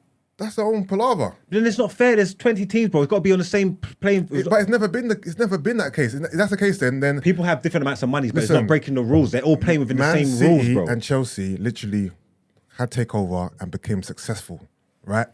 What's the difference then? Chelsea, there's nothing. When Abramovich took over Chelsea and they started winning everything, buying everyone, what's the difference then? That shouldn't have happened then. So if the Chelsea had problems, this hasn't happened before. It's not like they spent all the money and they had to clear out things with FFP and then someone's coming and just answered all their prayers for them. This hasn't happened before. This ain't about Chelsea buying the players. This ain't about Chelsea getting money and buying all the players and spending the 600 million and thing. It's not about that. So Man City can come and get money. Newcastle come and get money and buy players. Anybody can come. You can go and give Wigan money and buy down the world. This is not what it's about. No one doesn't care. No one ain't saying that. Then what's it about? The sale of the players. You're not getting it. They shouldn't be able to do that, bro. All their dead stock, like they got a leg up, they got an advantage. They shouldn't be able to do that. Do you equate this to having PEDs in PEDs in athletics? What? Giving an unfair advantage to a particular player. Kind of. Yeah, and then I hear what you're saying because you kind of want everybody to play in the same field, the parameters in which it is that you set for the competition's sake, for the integrity's sake. Yeah. Hence, you could only basically spend the money that your club has made, whether it's merchandise, whether it's this, that, and next. And then they've said, oh, there's a loophole here. I will just get this sponsor for this. And obviously now they've seen it, they've locked it off saying, nah, that's a cheat. Yeah. But now that you've set the new parameters, play by the new parameters. If this was just a coincidence, and them Saudi men are off their own back, loving these Chelsea players, and that's how much money that they want to spend, and this is what they want to do, fine. There's no problem here. No problem whatsoever. Your issue is only with selling and not buying players. Why? Because if they got the money to buy them, then buy them. And then if I've got a plug and they can buy my players off me, then to me that's the same thing. Buying and selling is the same thing. Why you got an issue with selling and not buying? I mean, it should be both. If you have an issue with the way the money's going, it should be for both, not just for one. Isn't it in some roundabout way for both though? Because they're they're paying over the odds for crap players, right? And you have the money to then buy players. Yeah, so I think it's both. You just helped him though, because that's what he was. But I honestly, yeah, like I get what you're saying. You like the transfer windows and the excitement and whatnot, yeah. But I honestly, for the life of me, yeah, can't understand why you don't see what man's saying. No, I see what you're saying, but you just don't care. I just don't care. And then, so that can have detrimental effects on your team.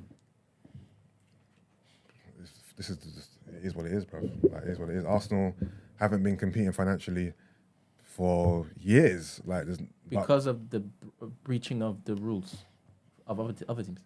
But when Chelsea and Man City got their money, right? I think Chelsea and Man City are a bit different. Did you feel this way? When what? When Chelsea and Man City got their money and they started buying everyone, winning everything, did you feel the same way? As in, this is unfair, it needs to be an equal playing field? No, not necessarily. Okay, so you didn't care then? So then why do you care now? I think I just explained it. Because of what they're doing, bro. Again, if the Saudi teams, just woke up and wanted to buy those players, then that is cool. If this is stuff that's happening through back channels, so someone in Chelsea, has a connection to them Saudi teams, and then through their back channels, they're creating the sales and generating funds for their surplus to requirement players, then that's the problem. That's what I've got a problem with. You know, it is. I just believe that you have an issue because it's Chelsea. I think if this was Man United, I believe you wouldn't care. I'll be honest. I believe you wouldn't care. Soon come. You cannot tell me if Saudi were coming in and buying your dead wood, you'll be up in arms about it. I don't believe you would be up in arms about it. So what's up in arms? Like I said, I don't take the club home, so whatever they're going to do, I'll have to accept it. But you wouldn't want it. You wouldn't want to see it. Why would you want to see it? Why would that be right? Why wouldn't you want to see it? Why would that? Because we don't need all that. We don't need any more money anyway. Why would that be right? So the Qataris come in tomorrow, and then the day after, we're hearing stories that there's some Qatari league there, and these men want to buy Alanga for 55 million, Brandon Williams for 30 million, Harry Maguire for 250 million. And then what? What are we going to do with all that money? Go and what? Buy everybody? No, bro. Then what? What happens? Where's the integrity gone? You can't say 250 million. That's too crazy. Okay, but it's all crazy though. No, it's not. 250 million that's way and beyond whatever. We paid 80 million for him. We put the percentages, the markup's not that bad. We offered Ziyech was going to go for 7 million in January, and 6 months later he's 25 million. It's not the percentages, the markups is not too out of the realms. Do you know what I'm trying to say? You know it is. As a sports fan and a spectator, I try not to get invested too much in the financial side of things. In it, like it is what it is for me. In it, like I'm interested in the football. I find the transfers, the money, all that. I find it kind of exciting, innit? So I'm not gonna be begrudged by what's happening financially. You said that you want Arsenal to be more financially bossy. Yeah, as in I want us to, when we want a player, go in for him and get him, and don't. We tend to lose out a lot on players we want, right? So we shouldn't negotiate and get best price. No, we should. But if a team's telling you, okay, cool. How many times in history have Arsenal lost a player because they wasn't willing to spend enough money, or they wasn't willing to offer the club what they wanted? How many times? Like countless times. For example, we missed out on Ronaldo, because we let Man United outbid us. Arsenal have lost so many players. We didn't get Suarez because of the same thing. I'm not saying I want Arsenal to pay well above the odds, right? I don't want Arsenal to say, you know what, West Ham, here's 250 million for Declan Rice. No, but be more assertive in the transfer window. Stop losing players to our rivals every single year. So you do care about the finances of our club? I didn't say football. You just said just now you don't get involved in the financial part. Yeah, I don't get involved, as in I'm not going to be like, oh my God, that's so wrong. That needs to change. No. But you just said you find our approach wrong and it needs to change. Yeah, but they're two different things. I think what I'm trying to say is, and I think you're trying to maybe just misconstrue me. I want Arsenal. So let's use the Declan Rice thing, for example, right? West Ham said they want 100 million. Yeah. I understand how business works. You start low, you negotiate to a higher price. You don't start high, right? What Arsenal has shown me is sometimes they're not even willing to pay the extra 5 or 2 to get the player. Like, for example, the Mudryk deal. If you look at the intricacies of the Mudryk deal, we lost Mudryk over very small clauses and add-ons. It wasn't like a massive amount of money. Sometimes Arsenal will back out from a deal because another team offered 2 million. If you look into the Ronaldo deal, We lost Ronaldo for just a few million. It wasn't like Man United bid 50 million above what we Apples and offered. oranges. So the Mudryk and the Ronaldo thing is two different. No, but what I'm saying is we lost out on Mudryk on relatively small money in football terms. I don't agree with that. No, that's fine. But and Ronaldo as well, we lost out to I said United. I can't entertain comparing the two. Okay, then what do you want to tell you? No, I'm just responding to. You can say what you want to say. Yeah. I can say what Okay, I want to cool. say. Yeah, then- you don't have to tell me anything. Yeah, that's I perfect don't get response. what you mean, yeah. These man, yeah, bought Lukaku, yeah, 100 million, yeah, flopped, yeah. They've loaned him out, yeah. Like, they don't know what they're going to do with him, yeah. No one in their right mind is going to want to go and pay that money for Lukaku, so they're going to lose out on money. They're paying him big wages a week, boom, boom, boom. They tried to ship him off to Saudi, bro. Saudi would have took him. He said he doesn't want to go. He said he don't want to go. Yeah, because How did that have been fair? They should be lumbered with Lukaku, bro. They should be lumbered with Lukaku. Or they should have to sell him for a cut price or something. They should be lumbered with him. They bought him. He's their player. He's their problem to deal with. How is it fair that their Saudi brethren are just going to come and give them back their 100 million for Lukaku and take There's him? no jeopardy for what they did. There's no jeopardy for nothing. Then they're just going to take that 100 million and go and push it back into the squad and buy another player. What are you talking? How's that cool, bro? Can I ask a question then? Yeah. Do you feel like because how do you regulate this though? Because are you gonna only allow certain players to be sold to European clubs, or is it to the Middle East as well? I'm not just onto the Middle East. I'm not doing this sole sports washing thing. I don't care where the players go. It could have been from anywhere if they was doing this, yeah. I'm just saying these particular dealings here, just make sure there is no connections. There's no inside job. Yeah, that's not inside job. Inside trading. And there's no connections between Chelsea and these clubs. And I'm fine. Okay. That's it. That's the only thing. I'm not hating. I'm not begrudging them. If they got their plug and I'm not begrudging them for it. If it's done, if it's all above board, fine. But I'm looking, this looks fishy. That's it. You get me? So I'm slightly hating, yeah. But if they do their due diligence, if they do their due diligence here, bro, you won't hear a peep from me. But like it's hard to kind of because a lot of the time you sell things, right? Sometimes via word of mouth, innit? Yeah. So it's hard to then say no. I'm taking that element out of every transaction. I don't know, man. But look, I just said to you, look, they tried to do Lukaku. They tried to get they lumbered with Aubameyang. They're trying to make them take Aubameyang. You know what I'm trying to say? Then they're plucking Hudson-Odoi out of the air, like to say he's anything. They're gonna go and earn money off him. Koulibaly flopped. Yeah, they got him out of there. They got exactly their money back for Mendy, bro. They're taking liberties. They're taking liberties, bro. Like they're taking liberties. This ain't right. It's not normal. No, I hear you, but I don't know what you want to tell you, man. Someone needs to stop them, man. I'll be honest with you. Again, if it's above board, then fine, I'll stop hating. Yeah. But you see, if it's not, someone needs to stop them. I'll be honest with you. Because this is stupid. if this was Arsenal, I wouldn't care. We got to be honest with myself, innit? If this was Arsenal, I wouldn't care. So why would I care if it's Chelsea? Yeah, you wouldn't care because you're a fan, but I'll still be saying the same things. Like I'll still be saying like, yo, we need to look at this. As I heard, Saudis want to buy Nketiah for 80 mil. Bring us Again, the 80 mil. it's not the same thing. We don't have an inside No, guy. I'm saying if we did have an inside guy, I'd be cool with it. I will be cool. So if Edu had a brethren from the side, he's yo, my man, I beg you come and take Eddie off me for 80. The only reason why I won't be cool with that is because I'm aware that all the fans are going to be getting on to us about this is the only reason as to why you've now looked to do this particular thing. That's going to be the new measure of success because you cheated. The same way we're getting on to Man City and the 125 accusations is the same way you're saying you want this for Arsenal. I don't want this for Arsenal. It's not cheating. Well, it is if it's breaking the rules set by the flipping FA. Is that the rule that you can't make calls and... But they're under investigation. 125... No, I'm not talking about Man City. I'm talking about what I just described. For example, I'm Edu. Yeah, I'm But it's a conflict of interest. I'm the director of football. Okay, if Edu wants to sell a player, yeah, what does he do? Does he go through the agent? Does he make calls? Right? Mm-hmm. Yeah. So if I'm Edu and I'm a director of football and I want to sell Nketiah, yeah, I'm going to speak to Nketiah and say, yo, I want to sell you, kind of thing. You're on the market. Who's he going to speak to? He's going to speak to the agent.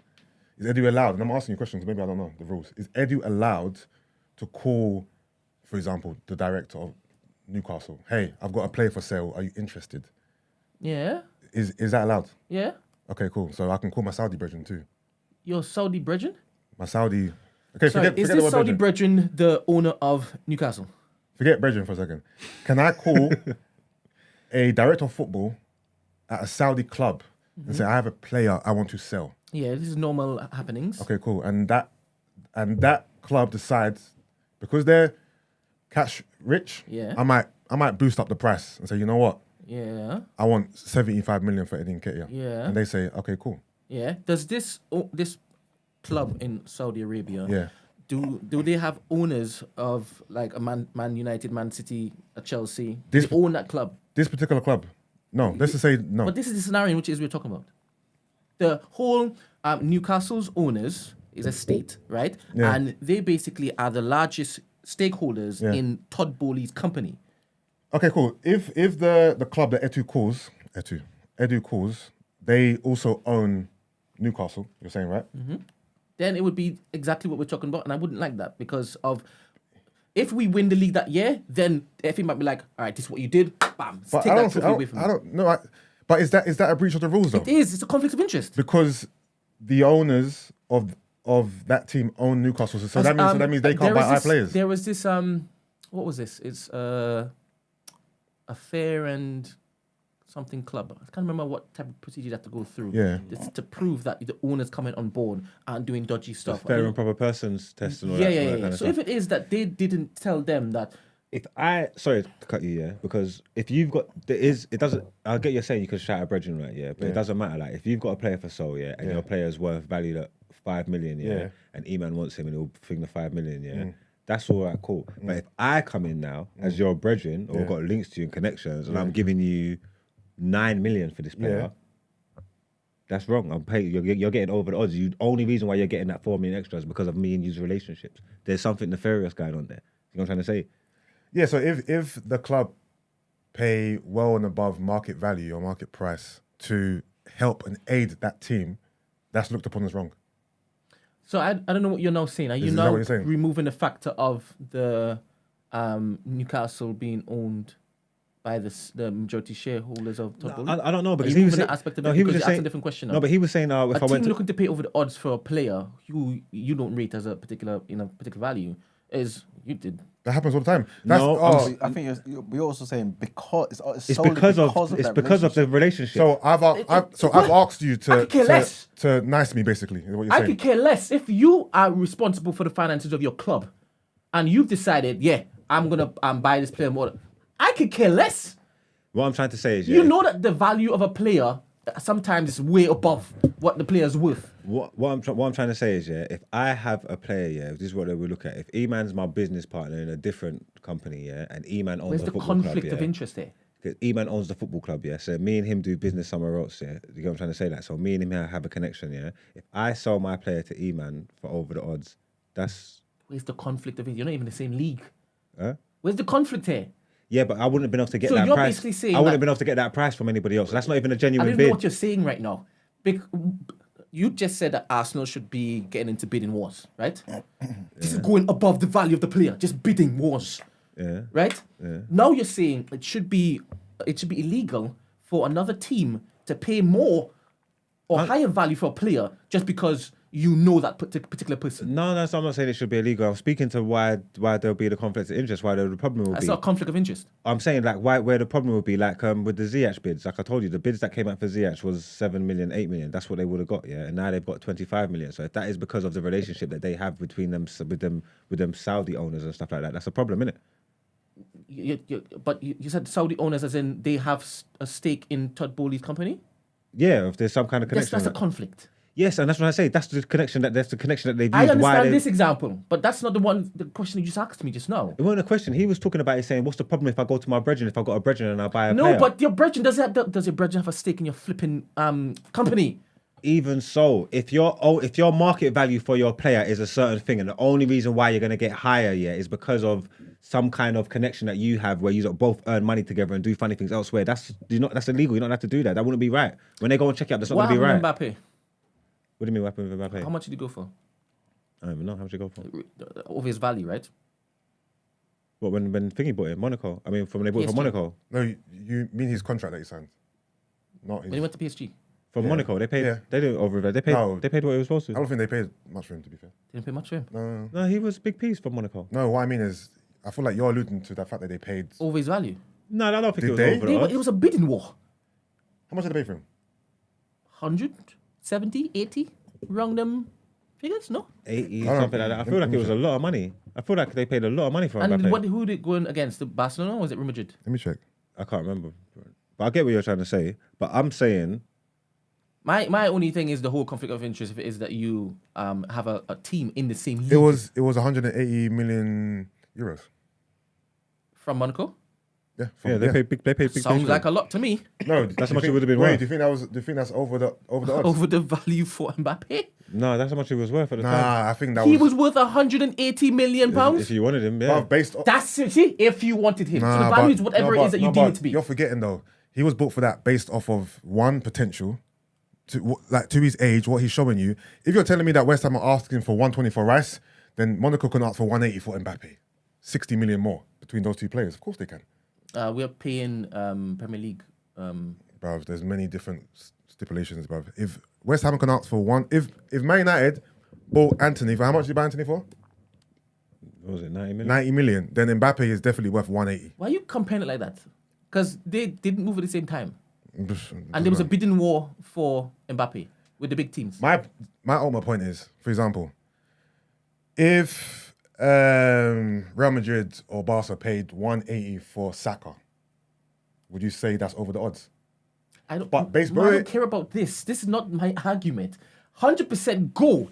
I would take the money. Go. Yeah. This is not my argument. I'm telling him, whatever a team looks to value on the player, if it is I can fleece you with the money, I could fleece you. Yeah. This is what West Ham is doing. They're moving the goalpost with Rice. Yeah. No, I'm not just saying just fleecing. I'm saying it's not just fleecing. I'm saying we're connected as well.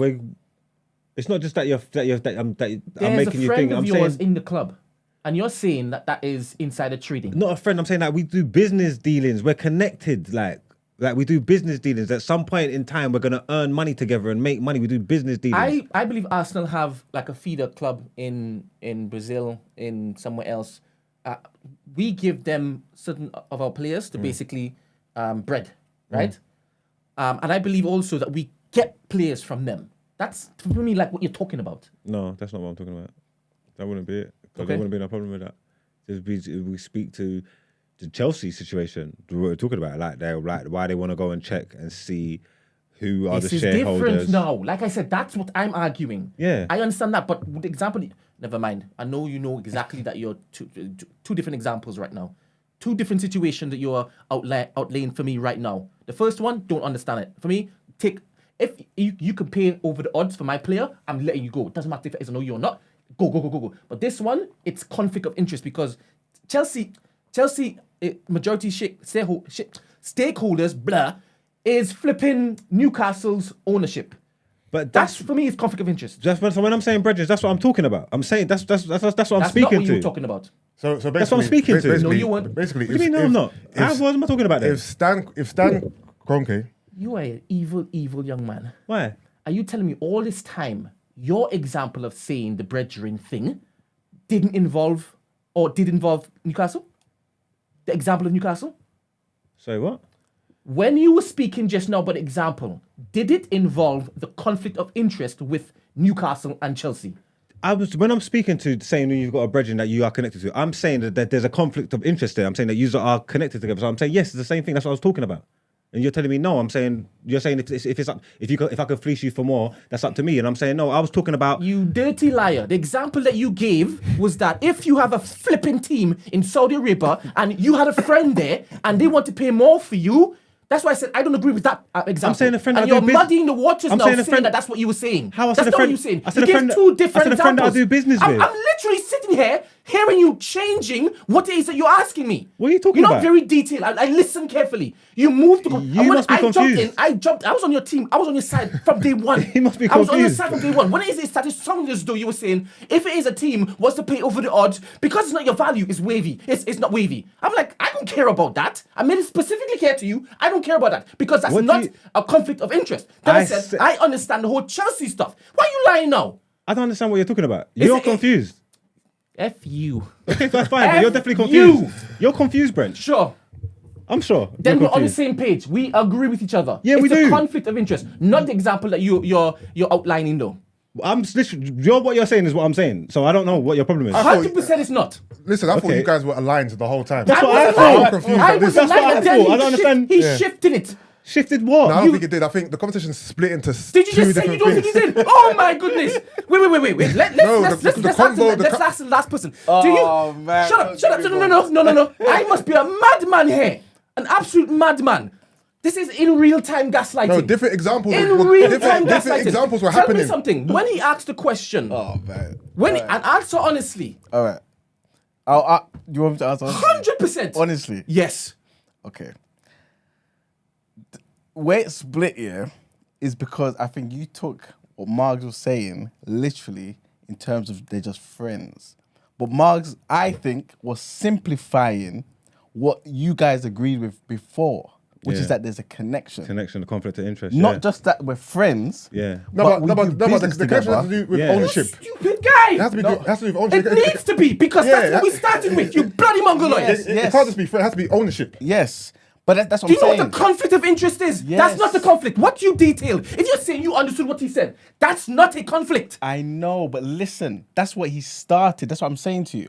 And then he was talking about what you guys were talking about before when he was saying I'm gonna go we back to my own executive business. producing rule and shut We my mouth own because businesses before. you little flipping cockroaches in here, especially both of y'all. I don't understand. I only got involved because in the beginning I was on your side because you were trying I don't understand what the misunderstanding describe was. to him what you meant, and then it sounded as though you were now mixing and saying it's the same thing. If it is, you just had a brethren over there. That's not insider trading. That wasn't what I was saying, no. And that's why I jumped in and said, do you mean this? I asked you to clarify. And you said yes. I was like, no, that's not a conflict. Well, I you just- painstakingly I was said, just- that's not a conflict. I was I'm just going to talking. clip this up now. You can clip it up. I was just trying to talk in and trying to put it in layman's terms. You get what I'm trying to say for people? Like, I don't understand what you got. He done told you where he stood.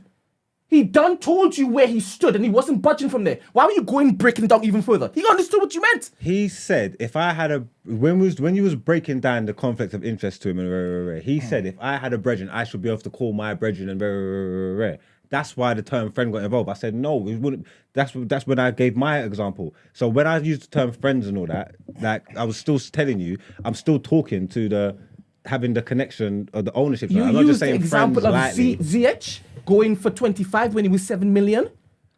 If they're connecting. You use the value of you paying over the odds for a player. That's the example that you gave, didn't it? It's a different flipping scenario you posed to me. If the Saudi team, have shouting too much. shares I'm and finished. stakes I'm done. in Ted Bowley's company, the Saudi teams have stakes in Ted Bowley's company, so they make money together, There's a conflict of interest there to the fact that they could only get 7 to 8 million for Ziyech, but this team who's connected to Chelsea's company are offering him 25 million for them, and that the only way that they're going to get that 25 million is because of their connection and because of their thing. That's not right. That's what I'm speaking to. I get that. That's what I said. So I don't know where you're shouting I think the from. conflict split because remember, I was like, I get that side of things, innit? If these Saudi teams or that particular Saudi team has money with Todd Bowley in business wise, as in he owns a percentage of, you can't. That's just like the money's just internally moving around. Yeah, I get it. Yeah, that's all. That's what I was When saying. it shifted, I think I was basically saying, as a director of football, I feel like two conversations were happening. I stopped talking about that whole ownership thing. And I was talking about purely the fact of, can I, as the director of football, call people to try to get a deal done?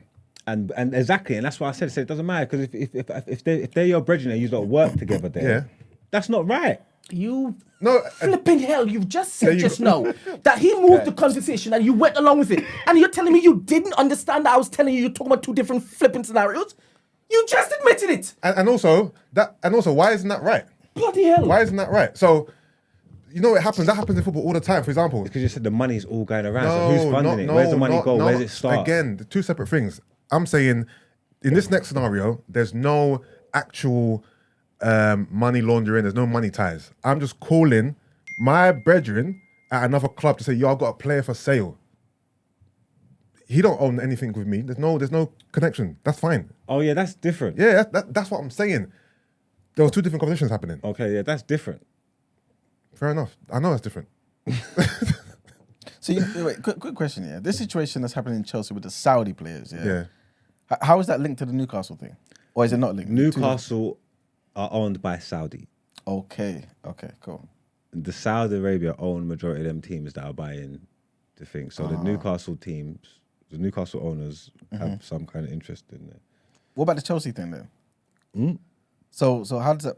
The Newcastle owners own. How the hell are you now asking what are we talking about? Yeah, you were answering questions saying you understood what he was saying. I understand. Brent, Some of What the, licking No, bang, bang, no, man? we're looking at the Chelsea and Newcastle connection here. exactly. This is what we started off What are you with. talking about?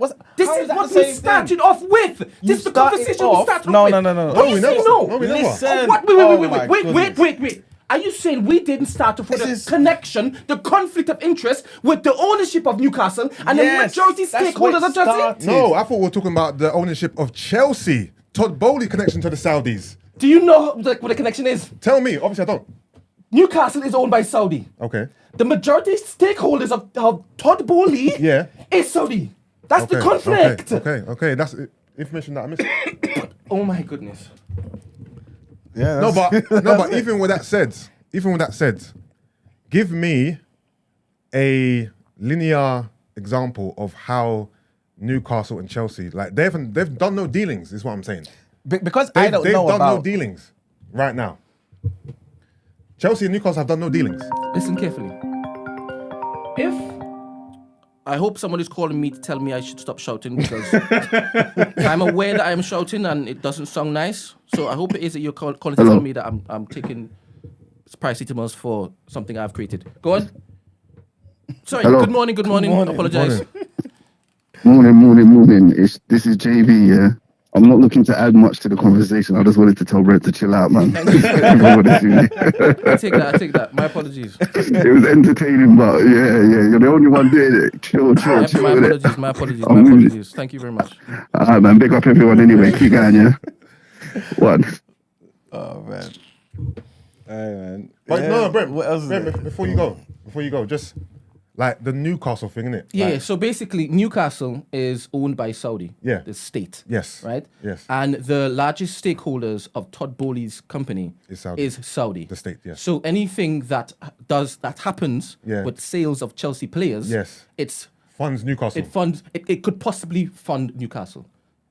Okay. Wait. No, I'm happy. 'cause this is kind of what I needed to hear from this is you. what I didn't know also. In them, it may not be a case of it funds Newcastle. It's Yeah. a case of Chelsea could do whatever they want with the money because they have a back door to basically just write off whatever expenses they make. Okay. Do you understand? Okay. They can afford to be spending 600 million every single transfer window Yeah. because Saudi teams Yeah. can buy their players. So the revenue they get in from selling players, Yeah. they could basically now look to like buy more players. So Todd Bowley just a front man, just a face. Yeah, that's what Mark Essentially, said though. earlier. When it is we were talking about the same thing. Because one, because the Saudis shouldn't be able to own two teams in the Prem. Conflict of interest. So that's why Todd Bowley's just a face. He's just a puppet. Yes. And that's why I said when Makes sense. when he was vying for that particular opportunity to buy Chelsea, Yeah. they would have gone through a fair and fit person's like test or whatever. Yeah. And maybe they didn't disclose that Saudi Yeah. was the largest stakeholder in his company. Okay, Because okay. they would have seen as, well, that might be dodgy because they own Newcastle. Yeah. So now that we're seeing what they did during the last transfer window, Yeah. it's starting to make more sense. That's how you can be spending so much money and not thinking about you being burdened if it is a player's flop, because you could just get rid of them to these Saudi teams. Yeah. So in a sense, forget about Newcastle. Yeah. It's the fact that it is this state Yeah. owns two teams in the Premier League. Perfect. So you know when Chelsea were doing what they done in January, Yeah. I had no idea that Yeah. money was coming from Saudi. That's why I asked you a question about Mudryk. I thought that was just Todd Bowley was just balling out. Yeah. Him and his, Now him you and know his partners were Todd balling Bowley out. is a face of Saudi. Now it all makes sense to me. Okay. This is exactly what I was asking. But Yeah. he That's why I knew that didn't from the know. very Yeah. beginning, and that's what it is that he was talking about. But now that he's gotten me out of myself. Now I look like an animal, a terrorist. It's a good day. It's a good day. Before we move on, I know we're going to end soon. Thoughts on Bradley Bill going to Phoenix? Would like to see him somewhere else. Same. Them doing moves that like I'll tell you Bradley what. Bill's Yeah. someone that once when you get that trade, man, if you got Bradley Bill, I want you to get Bradley Bill and just go to somewhere where it's like, all right, cool. Yeah. There's still so much to do over there. It's like, yeah, you got Bradley Bill, but it's like, this ain't a... Because they ain't got no squad. This is what I'm saying. They got no squad. They got no bench, nothing. So it's like, you took Bradley out of one situation. I would want him to go to somewhere where like he's guaranteed to go win something or something like that. I just prefer that. I don't know. It's like go over there. Well, still don't know what it looks like. On paper, can I just say something officially? I'm done with Big Freeze. You say you're done with Big Freeze? Done with Big Freeze. This is Brooklyn 2.0 to me. After the Brooklyn experiment, I don't want to hear nothing about no Big Three anymore because things look great on paper, but in reality, like the Brooklyn, I think the Brooklyn one, one's unfair because of the injuries and because of the stuff that was going on with Kyrie and the vaccine, and they didn't get a chance to play together. Yeah. And when they did actually play together, they was cooking.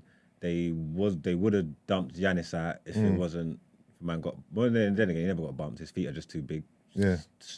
Like, what was it? Just centimeter or something. So just a toe. It was a toe. Yeah, it was a toe. Yeah. It was a toe on the line. They would have got them out of there. You get me? So they didn't do nothing. Don't get me wrong.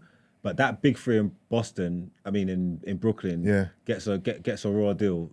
It definitely gets a raw deal because of the offensive power you had at your disposal. Like those are three of the best offensive players. Yeah, but they didn't get a chance. How many games have they played? I don't know if they played 60 games. No, I know, and that's a part of the problem as well. That they never even got a chance to play together, but for numerous different reasons. It's just annoying that was a team that never done that. Yeah, I get you know what what I mean. And then so we'll see. Phoenix, it seems like another Brooklyn concoction, but we'll see how that goes. But Marcus Smart got dealt to Memphis. They took the heart and soul out of Boston, boy. But do you think Marcus Smart going back up with John then, man, is the best? He don't seem like the best role model. No. Marcus Smart's a good role model, man. Marcus Smart's a leader, man. He keeps that team in check, man. You don't hear no problems about Smart. I think I'm judging. Smart grinds, gets his head down. He's a dog. You get me? Defensive linchpin and that. Fair enough. He's not as good as you would want him to be. You get me? But that don't stop him. That don't stop him shooting. I remember a couple of years ago when they gave him a green light. So he was defensive player of the year before last, isn't it? Dope point. I think he's good. I think he's he's good. I think I was just talking about more like the culture. That grit and grind, that culture that they built over there in the Grizzlies with Allen that they've been doing from back in the day. Yeah. He fits in with that. Speaks to more of that. Keeping with that. You get me? You know, they needed someone else like that because Brooks has gone in it. Brooks is gone. So they need like a defensive man. Yeah. I like it for them still. You know, I'm more interested. You know what intrigues me more than Bill to Phoenix? Porzingis has gone to Boston. Yeah, but I don't like Porzingis no more. Neither do I. When he was at New York, they was moving like this guy's a unicorn, like, and just like what he done. I'm like, if it was Porzingis like just at New York, how we felt about him then, I would have been like, gas. Yeah, no, this is more of a wash Porzingis, but I'm intrigued to see the dynamic of him, Tatum and Brown together. Him being is he going to be the big vocal point? You know what I'm trying to say? Like, I'm interested to see the dynamic of that. It's like Havertz at Arsenal. It's just something I didn't expect. Yeah. So I'm intrigued to see how it unfolds in it. Yeah, I don't know what he's doing or where he's at the minute, but I ain't seen him put up no. Porzingis to Boston is so out of the blue, bruv. Porzingis to Boston, playing with those two. It just seems weird. Yeah, that's mad. Brogdon's gone. Yeah, Brogdon went to Clippers, is it? No, he was involved. He was involved in the same trade that took Smart to Memphis, but I can't remember where he landed. Where do you think Chris Paul's going to land? Because he's not going to stay with the Wizards. Because he was a part of the Bill trade. Okay. Yeah, so I feel like they got fleeced a bit, but apparently it was because Wizards just wanted to get out of that contract. They didn't really care because they only got back. They got CP3. They got some, I think named Landry, and they got a couple of picks. Landry Shamet. Yeah. And they got some picks, but not like some weird. So what are they going to do? Buy his contract out or trade him or something? Apparently, the rumor is they want to help him land with a contender. Who, Chris Paul? Yeah. The rumor I'm hearing is Lakers or Clippers. Yeah, those are two I'm hearing at the moment. Chris Paul's done at Air, man. I couldn't even care where he lands, man. His time's done, man. A bit. Anything else? What's that breaking news? Man City bid for Declan Rice. Is it? What's the bid? You're chatting shit. Let me see if Fabrizio. Somebody actually. Let me see if Fabrizio said it, because if Fabrizio didn't say it, then I don't know. Who's Fabrizio? Is that your bard? Yeah, basically. Arsenal are advancing in full agreement on personal terms with Timber, though. Hey, you are doing that. That was 57 seconds ago. You might be getting timber. Hold on, but let's talk about this Man City Rice. Declan Rice still. West Ham always expected Man City to join the race after Gundogan decision. Man City will only bid if player agrees to the move. There you go. Arsenal remain confident and prepared to bid again after Declan. No approach from Manchester United. City, I told you they're going to need a midfielder. They're going to be desperate for a midfielder. Man City have strongly joined the race. Arsenal put down their 100, man. Yeah, I think if and this is what I'm talking about. I think unless he stands up and says there's no chance in hell I'm going to City, I only want to go Arsenal. Yeah. If he's up for if City's an option for him, there's no way he goes to Arsenal.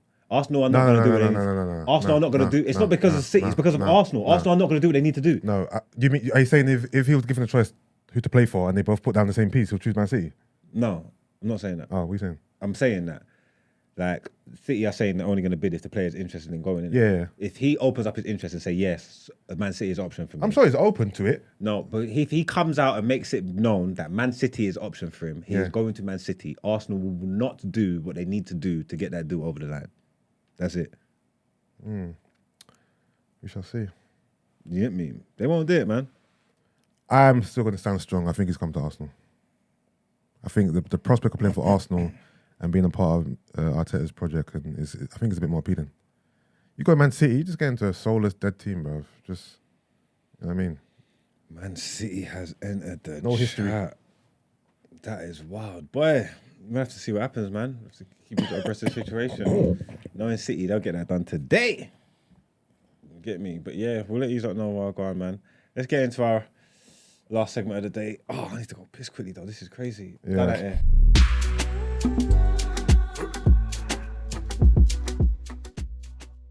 Things to this as well, yeah? They'll do it, you know. The thing is, we'll come off this in a second, right? If Man City go in on a 110 or something,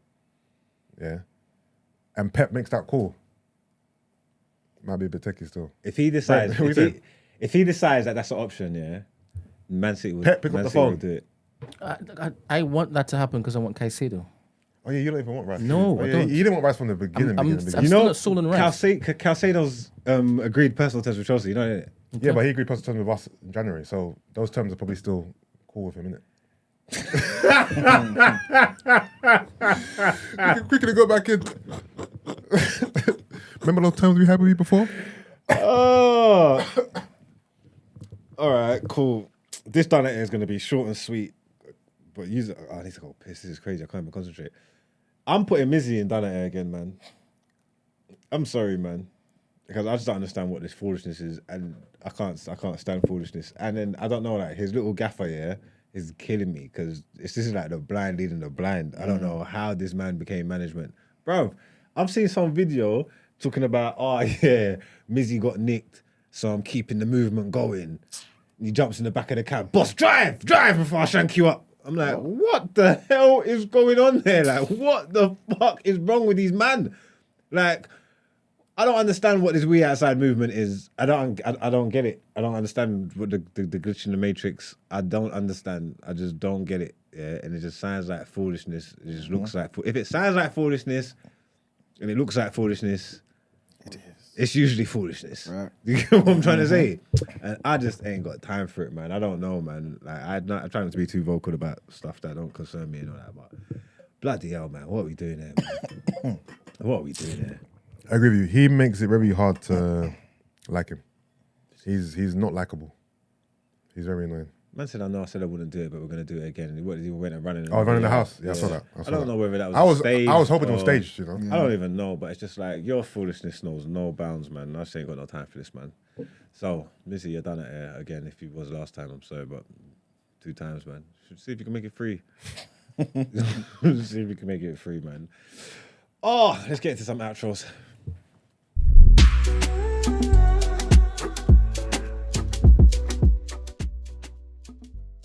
Yeah. Do it then, please. Let me go to it. All right, cool. Just a reminder to everyone about this men's health workshop that is due. This guy. This a paid ad? On the 25th of June from 3 to 6 p.m. It's called Achieving the Best You. And like I said, it's a men's health workshop, right? And it's organized by Tree Nutrition and Wellbeing. So them and the partners are excited to provide a safe and inspiring environment in which men will be equipped with the knowledge to achieve and maintain optimal health. It's essential, guys, man. We need to stay on top of that. So basically what they're saying is they hope to have you leave the session better informed about how to be healthier and with new connections with other men as well who are also looking to better themselves.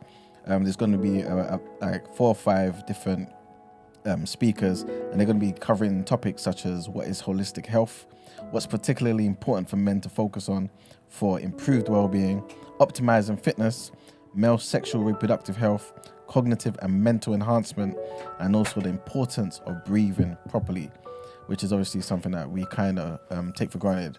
So again, it's going to be on Sunday, the 25th of June, from 3 p.m. to 6 p.m. And it's going to be at the Old Street Gallery, 62 Paul Street. And yeah, man, if you're interested, sign up, man. Google it. Type in Eventbrite and get your tickets. How much are tickets, right? It's 22.38. Okay, very specific. All right then. Well, that was the end of a great show. Make sure you follow me on socials and look out for me because I'm posting a link to a party that I'm having on the 1st of July. You're all welcome. Come get your tickets. Pull up. The 1st, yes? 1st of July, yeah. You're all welcome as well. All right, I'll see. Yeah? Yeah. All right, look, just stay woke. I'm waiting for the link now, so just make sure you look out for it and get involved. You get me? We're gonna be out all night. We're turning up. But yeah, see you in the morning, man. Gang. Peace.